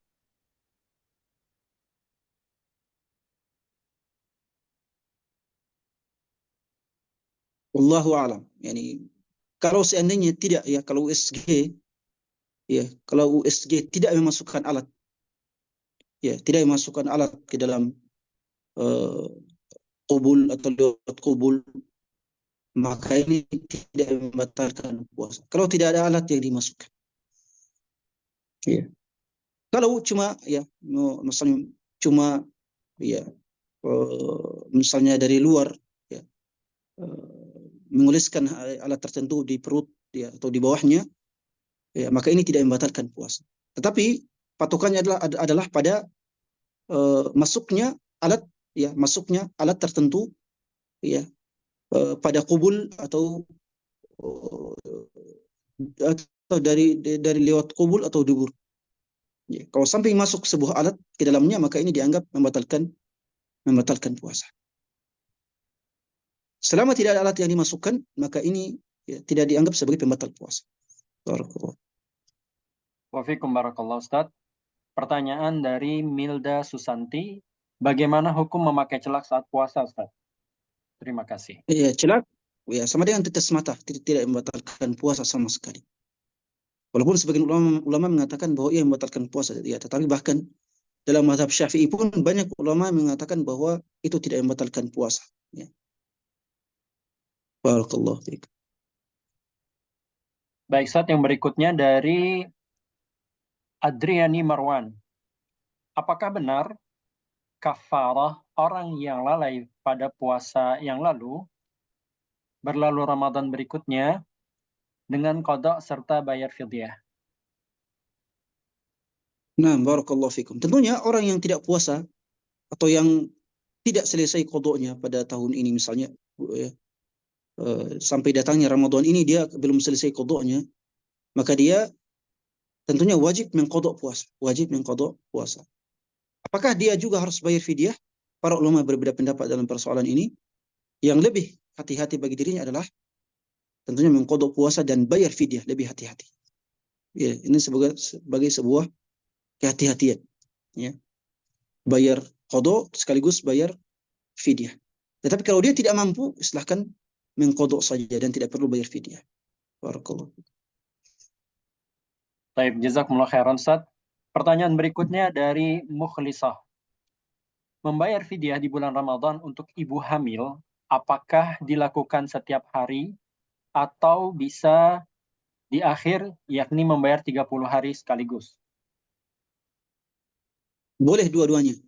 Ya, boleh dua-duanya bagi ibu hamil ya yang merasa tidak bisa lagi mengkodok puasanya.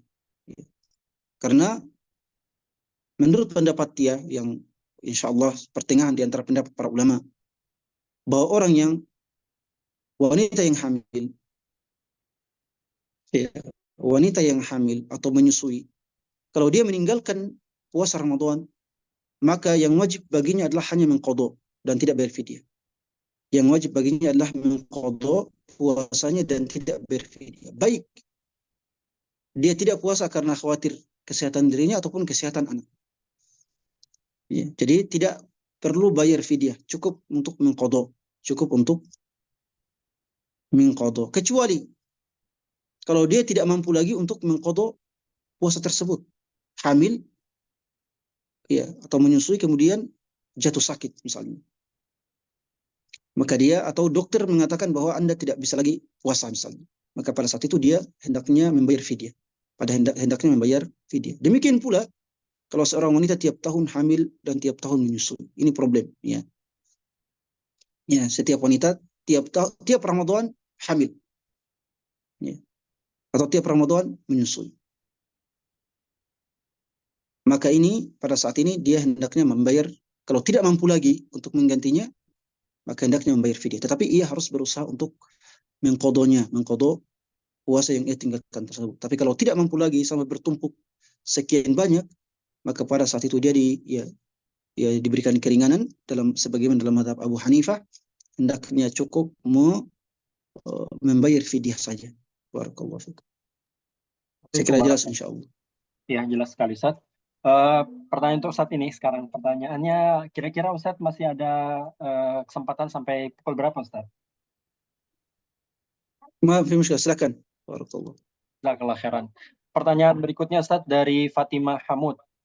Izin bertanya Ustaz, apabila selesai haid pada waktu asar di bulan Ramadan, apakah sisa waktunya harus ikut berpuasa? Sebagian ulama mengatakan hal seperti itu. Ya, untuk menghargai, untuk menghormati bulan Ramadan, kalau suci haid di siang Ramadan, maka hendaknya tidak berpuasa, tidak makan minum sampai tenggelam matahari sebagai bentuk memuliakan bulan Ramadan. Ya. Termasuk juga banyak ulama mengatakan bahwa kalau Anda ya berbuka puasa atau Anda kemudian misalnya tadi melakukan biopsi, mengobati sikat gigi dan batal puasanya pada saat itu, pada siang hari, maka Anda tidak boleh makan dan minum pada sisa hari sampai tenggelam matahari. Ya. Demi untuk menghormati dan memuliakan siang hari bulan Ramadan. Walaupun ketika di luar Ramadan Anda harus mengganti puasa pada hari itu. Para ulama rahimahullah ta'ala mengatakan, ya, banyak mengatakan hal seperti ini, tetapi yang juga banyak ulama mengatakan bahwa tidak ada problem, ya, untuk tetap ya makan minum, karena hari itu Anda dianggap tidak puasa sama sekali. Anda dianggap tidak puasa sama sekali, silakan makan dan minum dan ya sampai ya tenggelamnya matahari, tidak apa-apa, ya, dan silakan mengganti hari tersebut di luar Ramadan. Nah, barakallahu fikum. Assalamualaikum Ustaz. Pertanyaan berikutnya dari Nur Mawardah. Dari Nur Mawardah. Apakah boleh seorang wanita sholat tarawih sendiri jika terkendala karena memiliki anak kecil? Nah, tarawih kita sudah sebutkan bahwa yang lebih utama adalah sholat tarawih berjamaah. Sholat tarawih berjamaah. Kalau dalam kondisi tertentu seorang wanita atau seorang laki-laki ya tidak bisa sholat tarawih berjamaah, ya, maka dia dibolehkan, akan tetap disunahkan untuk sholat tarawih sendiri, qiyamul lail sendiri, dan ini sudah dianggap qiyam Ramadan. Man qama Ramadan imanan wa ihtisaban ghufira lahu ma taqaddama min dhanbi. Walaupun dia sholat sendiri di rumah, dia tetap dianggap sebagai orang yang menghidupkan Ramadan di bulan Ramadan, dan kalau ia konsisten walaupun sholatnya sendiri, konsisten setiap malam sholat di bulan Ramadan, maka telah dianggap mendapatkan pahala dalam hadis tersebut, dalam hadis tadi. Siapa yang menghidupkan malam-malam Ramadan dengan qiyamul lail dalam keadaan meyakini fadilahnya dan mengharapkan pahala dari Allah, maka dosa-dosanya yang telah berlalu akan diampuni oleh Allah Tabaraka wa Ta'ala.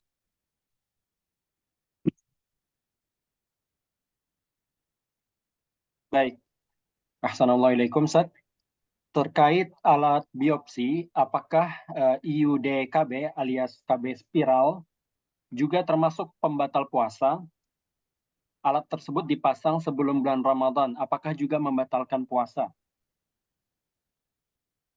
Ya, kalau dimasukkan lewat ya qubul atau dubur, itu membatalkan puasa kalau pada siang hari bulan puasa. Tapi kalau dipasang sebelum Ramadan atau dipasang pada malam hari dalam bulan Ramadan, itu tidak membatalkan puasa. Ya. Jadi kalau dipasang pada malam hari, ya, kalau alat tersebut masuk lewat qubul atau dubur, ya, lewat qubul atau dubur, dan pemasangannya adalah di siang hari saat Anda berpuasa, itu membatalkan puasa. Tetapi kalau masuknya alat tersebut pada malam hari bulan Ramadan atau sebelum Ramadan ketika Anda tidak berpuasa, maka itu sama sekali bukan membatal puasa. Membatal puasa yang dimaksud di sini adalah ya ketika dilakukan pada siang hari bulan Ramadan ketika Anda berpuasa. Bukan ketika berbuka atau bukan ketika pada malam hari. Sekira jelas insyaallah. Barakallahu fiikum. Wafika barakallah, Ustaz. Jazakumullah khairan. Pertanyaan berikutnya, bagaimana Ustadz kalau ada kejadian lupa berapa hutang puasa dari berapa tahun yang lalu? Ya, harus bersungguh-sungguh ya untuk menentukan berapa jumlahnya. Kalau lupa, harus bersungguh-sungguh untuk menentukan berapa jumlah utang puasa tersebut. Ya. Dan kalau juga tidak tahu, hendaknya memperkirakan. Ya, hendaknya memperkirakan. Dan ketika perkiraan apakah misalnya 10 hari atau 11 hari, maka hendaknya mengambil yang paling banyak. Mengambil yang paling banyak. Apakah 11 hari atau 10 hari. Hendaknya mengambil yang paling yakin, yaitu yang paling banyak jumlahnya. Ya, ketika ragu apakah 5 hari atau 4 hari, ambil yang 5 hari. Hendaknya ya diperkirakan dan dipikir-pikir lebih matang lagi berapa jumlah utangnya. Barakallahu fiikum. Pertanyaan berikutnya, Ustadz. Mohon maaf, tadi saya lupa menyebutkan. Tadi pertanyaan dari Andi Soraya Purnama. Pertanyaan berikutnya dari Aziza. Wanita yang sholat tarawih dengan menggendong anak yang memakai diapers atau popok. Apakah sah sholatnya, Ustaz? Sebagian ulama berbeda pendapat dalam persoalan ini.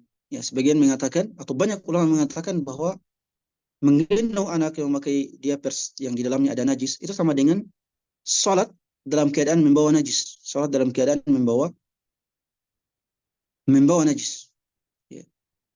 Ya, karena diapers itu di dalamnya ada najis. Ya. Ya, di dalamnya ada najis baik ya, bayi laki-laki ataupun bayi perempuan. Ya, karena bayi laki-laki ataupun bayi perempuan kencingnya mereka itu adalah najis walaupun ya diringankan dari segi pembersihannya, kalau berkaitan dengan kencingnya anak bayi laki-laki. Dia adalah najis, ya sebagian orang mengatakan bahwa menggendong bayi yang memakai popok dan di dalamnya terdapat kencing atau ya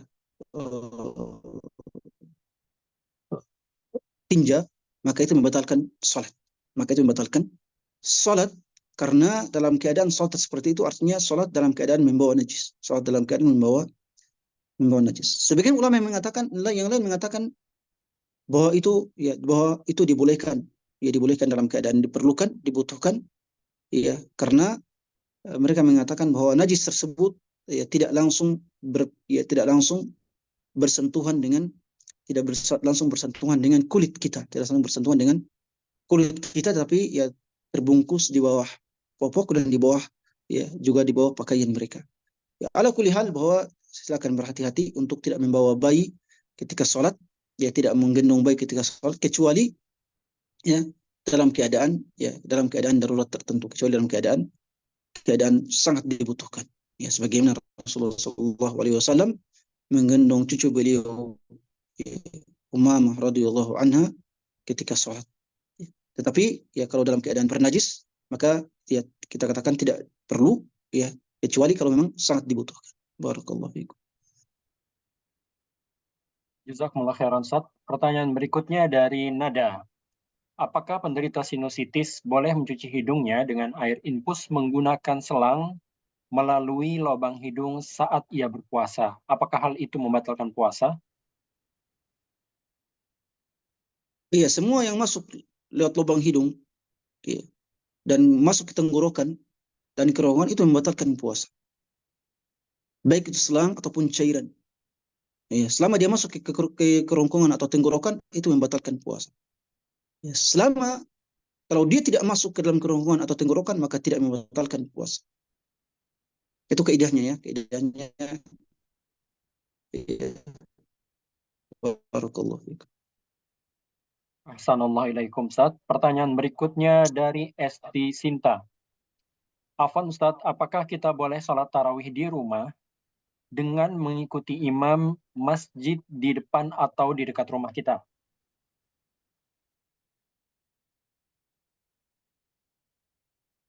Ya, dia perlu ini ya, tentunya untuk mengikuti imam dari jarak jauh itu ada syarat-syaratnya. Ya, untuk mengikuti imam dari jarak jauh itu ada ya syarat-syaratnya. Ya. Kalau Anda berbeda ruangan dengan imam ya di luar masjid ya, dan safnya tidak bersambung ya, maka salat Anda di belakang imam tidak sah. Salat Anda di belakang imam tidak sah. Jadi lebih baik pada saat itu adalah Anda ikut salat berjamaah di masjid, ikut salat berjamaah di masjid, atau salat sendiri di rumah, tidak ada problem. Atau salat berjamaah di rumah. Adapun kalau Anda dalam rumah kemudian mengikuti imam di masjid, maka itu ya banyak orang mengatakan itu hukumnya tidak sah karena saf Anda dengan saf para jamaah di masjid tidak bersambung. Ya, saf Anda ya dengan saf imam atau saf para jamaah di masjid tidak bersambung, apalagi sudah diperantarai dengan jalan, juga diperantarai dengan dinding rumah. Kecuali kalau safnya bersambung. Ya, kalau saf-safnya bersambung, ya walaupun dengan jarak yang agak jauh, tapi selama safnya bersambung, ya saf Anda dengan saf-saf yang di luar masjid, misalnya sampai ke luar masjid, kemudian sampai di rumah Anda dan Anda sholat di rumah Anda, maka itu tidak ada problem dan dibolehkan. Tapi selama safnya terputus jauh, maka itu tidak dibolehkan. Apalagi sudah diperantari oleh jalan dan juga diperantarai oleh dinding rumah dan atau rumah-rumah yang lain. Barakallahu fikum. Jazakumullah khairan Ustaz. Pertanyaan berikutnya dari Wahidah. Bismillah Ustaz, Afwan, Ana mau bertanya, bagaimana hukumnya orang yang mengganti puasa dengan membayar fidyah, sedangkan orang ini bukan wanita hamil dan juga bukan lansia?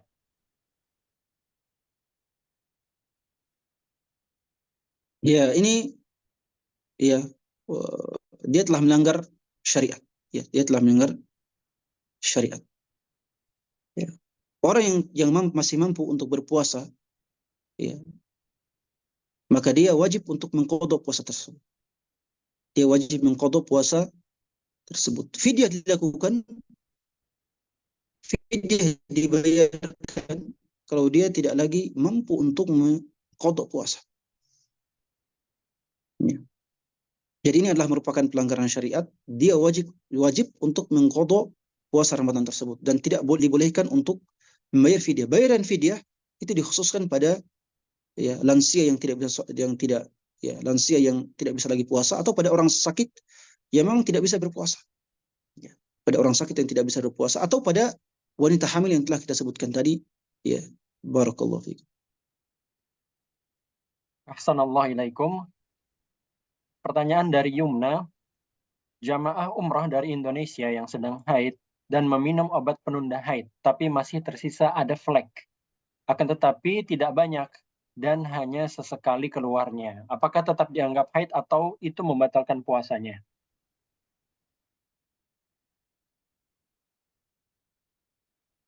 Kalau keluarnya cairan tersebut pada masa haid, maka itu dianggap haid, walaupun telah minum obat haid. Ya, kalau keluarnya tersebut pada masa haidnya wanita ini, maka itu dianggap sebagai haid. Artinya obat penunda haidnya tidak berfungsi atau kurang berfungsi, dan itu dianggap sebagai haid dan dia tidak dibolehkan untuk berpuasa. Nah, barakallahu fiik. Pertanyaan Tetapi berikutnya kalau dari tetapi kalau kulitnya keluar di luar waktu haidnya, maka ini tidak dianggap haid. Ya, kalau itu keluar di luar waktu haid, maka itu tidak dianggap sebagai haid. Barakallahu fiik. Nah, pertanyaan berikutnya dari Maulani. Bagaimana jika pada saat puasa mata sakit dan mengharuskan untuk melakukan pengobatan menggunakan tetes mata? itu enggak ada problem. Kita sudah sebutkan bahwa tetes mata tidak bersambung dengan secara langsung dengan saluran kerongkongan dan tenggorokan. Kita sudah sebutkan sebelumnya. Barakallahu. Pertanyaan berikutnya Ustaz dari Siti Fakhriyah. Kenapa kapsul yang diletakkan di bawah lidah tidak membatalkan puasa? Zat obatnya kan bisa tertelan ke tenggorokan katanya.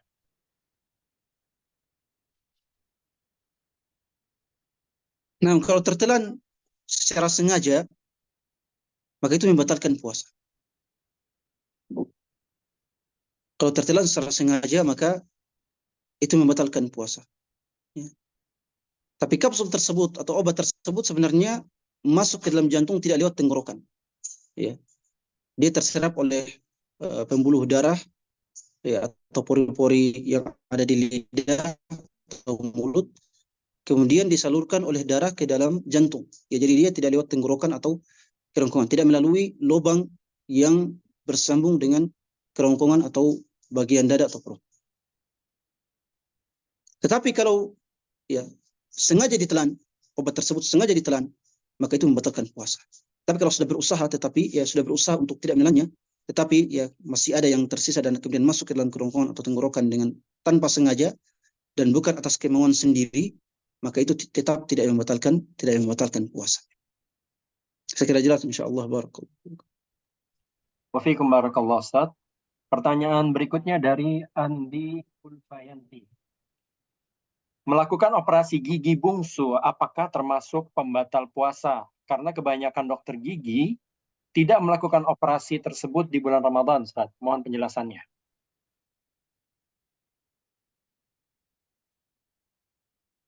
Ya, lebih baik menggunakan ya atau melakukan operasi ini di luar Ramadan atau di malam hari bulan Ramadan. Ya, apalagi gigi bungsu, ya ini sebuah operasi mungkin agak sulit, dan pasti memasukkan cairan dan kemungkinan besar akan masuk cairan ke dalam kerongkongan atau tenggorokan walaupun tanpa disengaja. Jadi lebih baik pada malam hari. Adapun kalau melakukannya pada siang hari, selama ya, tidak ada kesengajaan, untuk memasukkan air, ya, pun tentunya perlu ada usaha untuk ya, mengeluarkan air tersebut, tidak ditelan. Ya. Dan biasanya dalam operasi gigi, ya, biasanya ya ada ya, perawat pembantu yang membantu untuk mengeluarkan cairan-cairan tersebut dari mulut. Saya kira jelas, insya Allah. Yang penting ya, persoalan gigi tidak membatalkan puasa kecuali kalau sengaja menelan cairan, ya, cairan yang masuk ke dalam ya, cairan obat atau sebagainya, ya sengaja ditelan ke dalam kerongkongan atau tenggorokan. Barakallah. Bagaimana Ustaz? Masih bisa dilanjutkan atau kita sudahi dulu? Silakan kalau masih. Silakan. Barakallah. Ini kebetulan ada 40 pertanyaan kurang lebih Ustaz. Masih ada. Barakallah. Kalau yang berulang tidak perlu disebut. Barakallah. Ya, ada beberapa pertanyaan berulang saya langkahi. Nanti saya akan sebutkan di bagian akhir. Kemudian pertanyaan berikutnya Ustaz, barakallahu fikum, dari Syakila. Saya pernah mendengar bahwasanya ketika kita mendengar adzan subuh, kita masih boleh meminum. Bagaimana menurut Ustaz? Memang ada hadisnya, ya. Kira-kira hadisnya ya lafadznya bahwa ya man sami'a nida, ya. Ya mungkin hadis seperti siapa yang mendengar azan kemudian di tangannya ada makanan maka silahkan dia mau ya memakannya seperti itu. Tetapi hadis ini ya tidak diamalkan oleh para ulama. Hadis ini tidak diamalkan para ulama. Sebagian mengatakan bahwa hadis ini hadis lemah, walaupun juga dikuatkan oleh para ulama yang lain. Tapi banyak ulama mengatakan bahwa hadis ini pertama hadis lemah, yang kedua bahwa hadis ini tidak diamalkan oleh para ulama. Tidak diamalkan oleh para ulama. Ya. Jadi yang paling benar adalah ketika mendengar azan subuh atau ketika masuk waktu subuh, pada saat itu semua aktivitas kalau masih ada di tangan hendaknya ya diletakkan, kalau ada yang masih ada di mulut hendaknya dikeluarkan, karena pada saat itu waktu untuk berhenti dari semua hal yang membatalkan puasa, termasuk makan, minum ataupun berhubungan badan suami istri.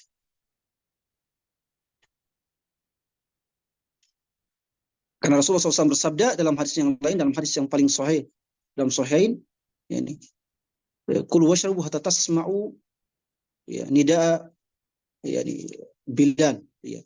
Makan dan minumlah sampai kalian mendengar azan Bilal. Kalau sudah mendengar azan Bilal, semua makan dan minum dihentikan. Barakallahu fiik. Wafiikum barakallahu Ustaz. Pertanyaan berikutnya dari Humairah. Apakah kondisi mual dan ada cairan yang muncul sampai ke kerongkongan, namun tidak sampai bisa dikeluarkan dalam bentuk muntah? Apakah itu membatal puasa? Muntah baik sengaja atau tidak sengaja tidak membatalkan puasa. Ya, muntah baik sengaja atau tidak sengaja itu tidak membatalkan puasa. Baik sengaja atau tidak sengaja. Walaupun memang ada hadisnya, ya, ya. Walaupun ya ada hadisnya, ya, bahwa orang yang sengaja berpuasa, sengaja muntah, orang yang muntah tidak sengaja maka puasanya sah, dan orang yang muntah dengan sengaja maka ya puasanya tidak sah, batal. Ya. Yang hadis Abu Hurairah radhiyallahu an, man zara'ahu al-qay fala syai' alaihi wa man taqayya fa alaihi al-qadu' wa man zara'ahu al-qay fala syai' alaihi. Ini hadis Abu Hurairah bahwa yang muntah tanpa sengaja itu puasanya tetap sah, tetap melanjutkan puasa. Kemudian yang sengaja muntah ketika puasa maka inilah yang batal puasanya dan wajib mengqadha puasa. Tetapi hadis ini hadis yang lemah. Ya, ini diriwayatkan oleh Abu Hurairah radhiyallahu anhu, tetapi hadis ini hadis yang lemah. Abu Hurairah radhiyallahu anhu sendiri mengatakan bahwa muntah tidak membatalkan puasa, baik disengaja ataupun tidak disengaja. Ini pendapat yang paling rajih, walaupun mazhab Syafi'i sendiri atau jumhur para ulama mengatakan muntah dengan sengaja membatalkan puasa. Tapi yang lebih sahih ya bahwa muntah baik sengaja atau tidak sengaja tidak membatalkan puasa, dan Abu Hurairah radhiyallahu anhu mengatakan yang membatalkan puasa itu adalah yang masuk ke dalam perut dan yang bukan keluar dari perut. Yang membatalkan puasa adalah yang masuk dan bukan yang keluar. Nah, barakallahu fikum. Assalamualaikum Ustaz. Mungkin waktu kita sangat terbatas, jadi saya ambil pertanyaan yang paling terakhir saja untuk kesempatan kali ini. Mudah-mudahan untuk pertanyaan-pertanyaan yang tersisa bisa dijawab di pertemuan yang berikutnya. Kita masih ada sesi kedua dan ketiga pada pekan depan biidznillah ta'ala. Tapi pertanyaan terakhir, pertanyaan dari Nirwana Abdul Hakim. Bagaimana pasien yang puasa dan ia diinfus karena ketidaktahuannya? Hal seperti ini pernah terjadi dengan pasien kami.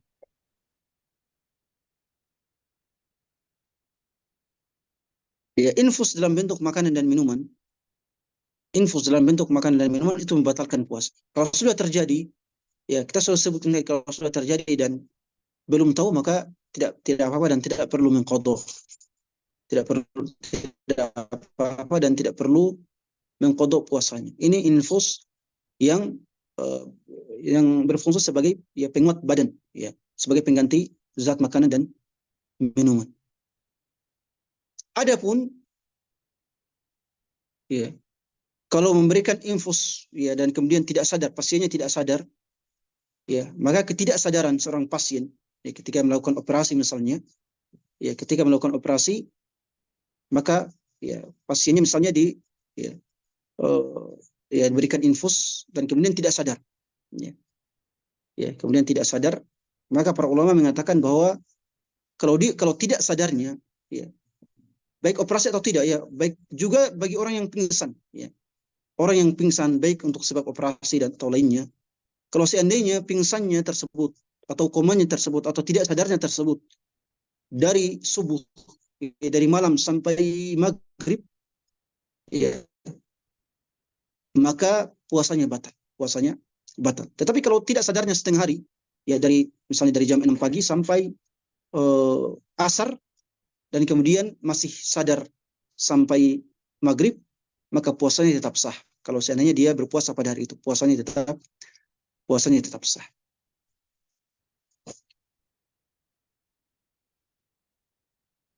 Baik, jazakumullah khairan Ustaz atas pembahasan pada hari ini. Insya Allah pada serta sekalian disampaikan bahwasanya masih ada kegiatan pada pekan depan untuk sesi kedua dan sesi ketiga. Sekali lagi saya ucapkan terima kasih yang pertama-tama kepada Ustadz Maulana Laeda atas penyampaian dan juga tanya jawabnya Ustadz. Semoga ini semua menjadi timbangan pahala di sisi Allah Subhanahu wa taala bagi Ustadz. Dan juga yang kedua saya ucapkan terima kasih kepada seluruh peserta yang bertanya dan juga telah ikut serta dalam mengisi link absensi. Saya ucapkan terima kasih banyak. Dan saya mohon maaf yang sebesar-besarnya kepada para peserta yang pertanyaannya belum dibacakan, atau mungkin pertanyaannya tadi semisal dengan pertanyaan-pertanyaan yang sebelumnya, maka saya lewati, seperti pertanyaan Nur Fitria, Uni Pertiwi, dan juga Dusnita yang membahas tentang yang dan menyusui dan banyak memiliki hutang puasa. Dan juga pertanyaan-pertanyaan lain yang saya skip karena sama dengan pertanyaan-pertanyaan sebelumnya. Kemudian sekali lagi saya menyampaikan kepada semuanya bahwasanya pada pertemuan yang berikutnya kita akan didampingi oleh Ustadz Imran Bukhari yang akan membahas tentang puasa, hikmah, dan juga sunnah-sunnahnya. Dan setelah itu di sesi ketiga, sesi terakhir, ada Ustadz Satnanto yang akan membahas tentang pembatal-pembatal puasa. Dan dimohon kesediaan dari teman-teman sekalian untuk bergabung pada pekan depan di jam yang sama biidznillah ta'ala. Dan sebagai informasi terakhir, insya Allah setelah ditutupnya ruang Zoom ini, saya akan kirimkan sekali lagi form absensi di grup peserta. Dan diharapkan para peserta yang bergabung dan telah hadir dan memiliki kesulitan untuk mengisi absensi pada kesempatan kali ini melalui Zoom, untuk mengisinya melalui form yang akan dikirimkan di grup WhatsApp. Saya di sini sebagai moderator mohon maaf atas kesalahan, kekurangan, dan kealpaan pada saat membawakan sesi pertama hari ini. Dan semoga Allah Subhanahu wa taala menerima semua yang telah kita kerjakan pada kesempatan kali ini sebagai pahala kebaikan di sisinya. Kita tutup dengan kafaratul majlis. Subhanakallah bihamdik. Asyhadu an la ilaha illa anta astaghfiruka wa atubu ilaik. Assalamualaikum warahmatullahi wabarakatuh.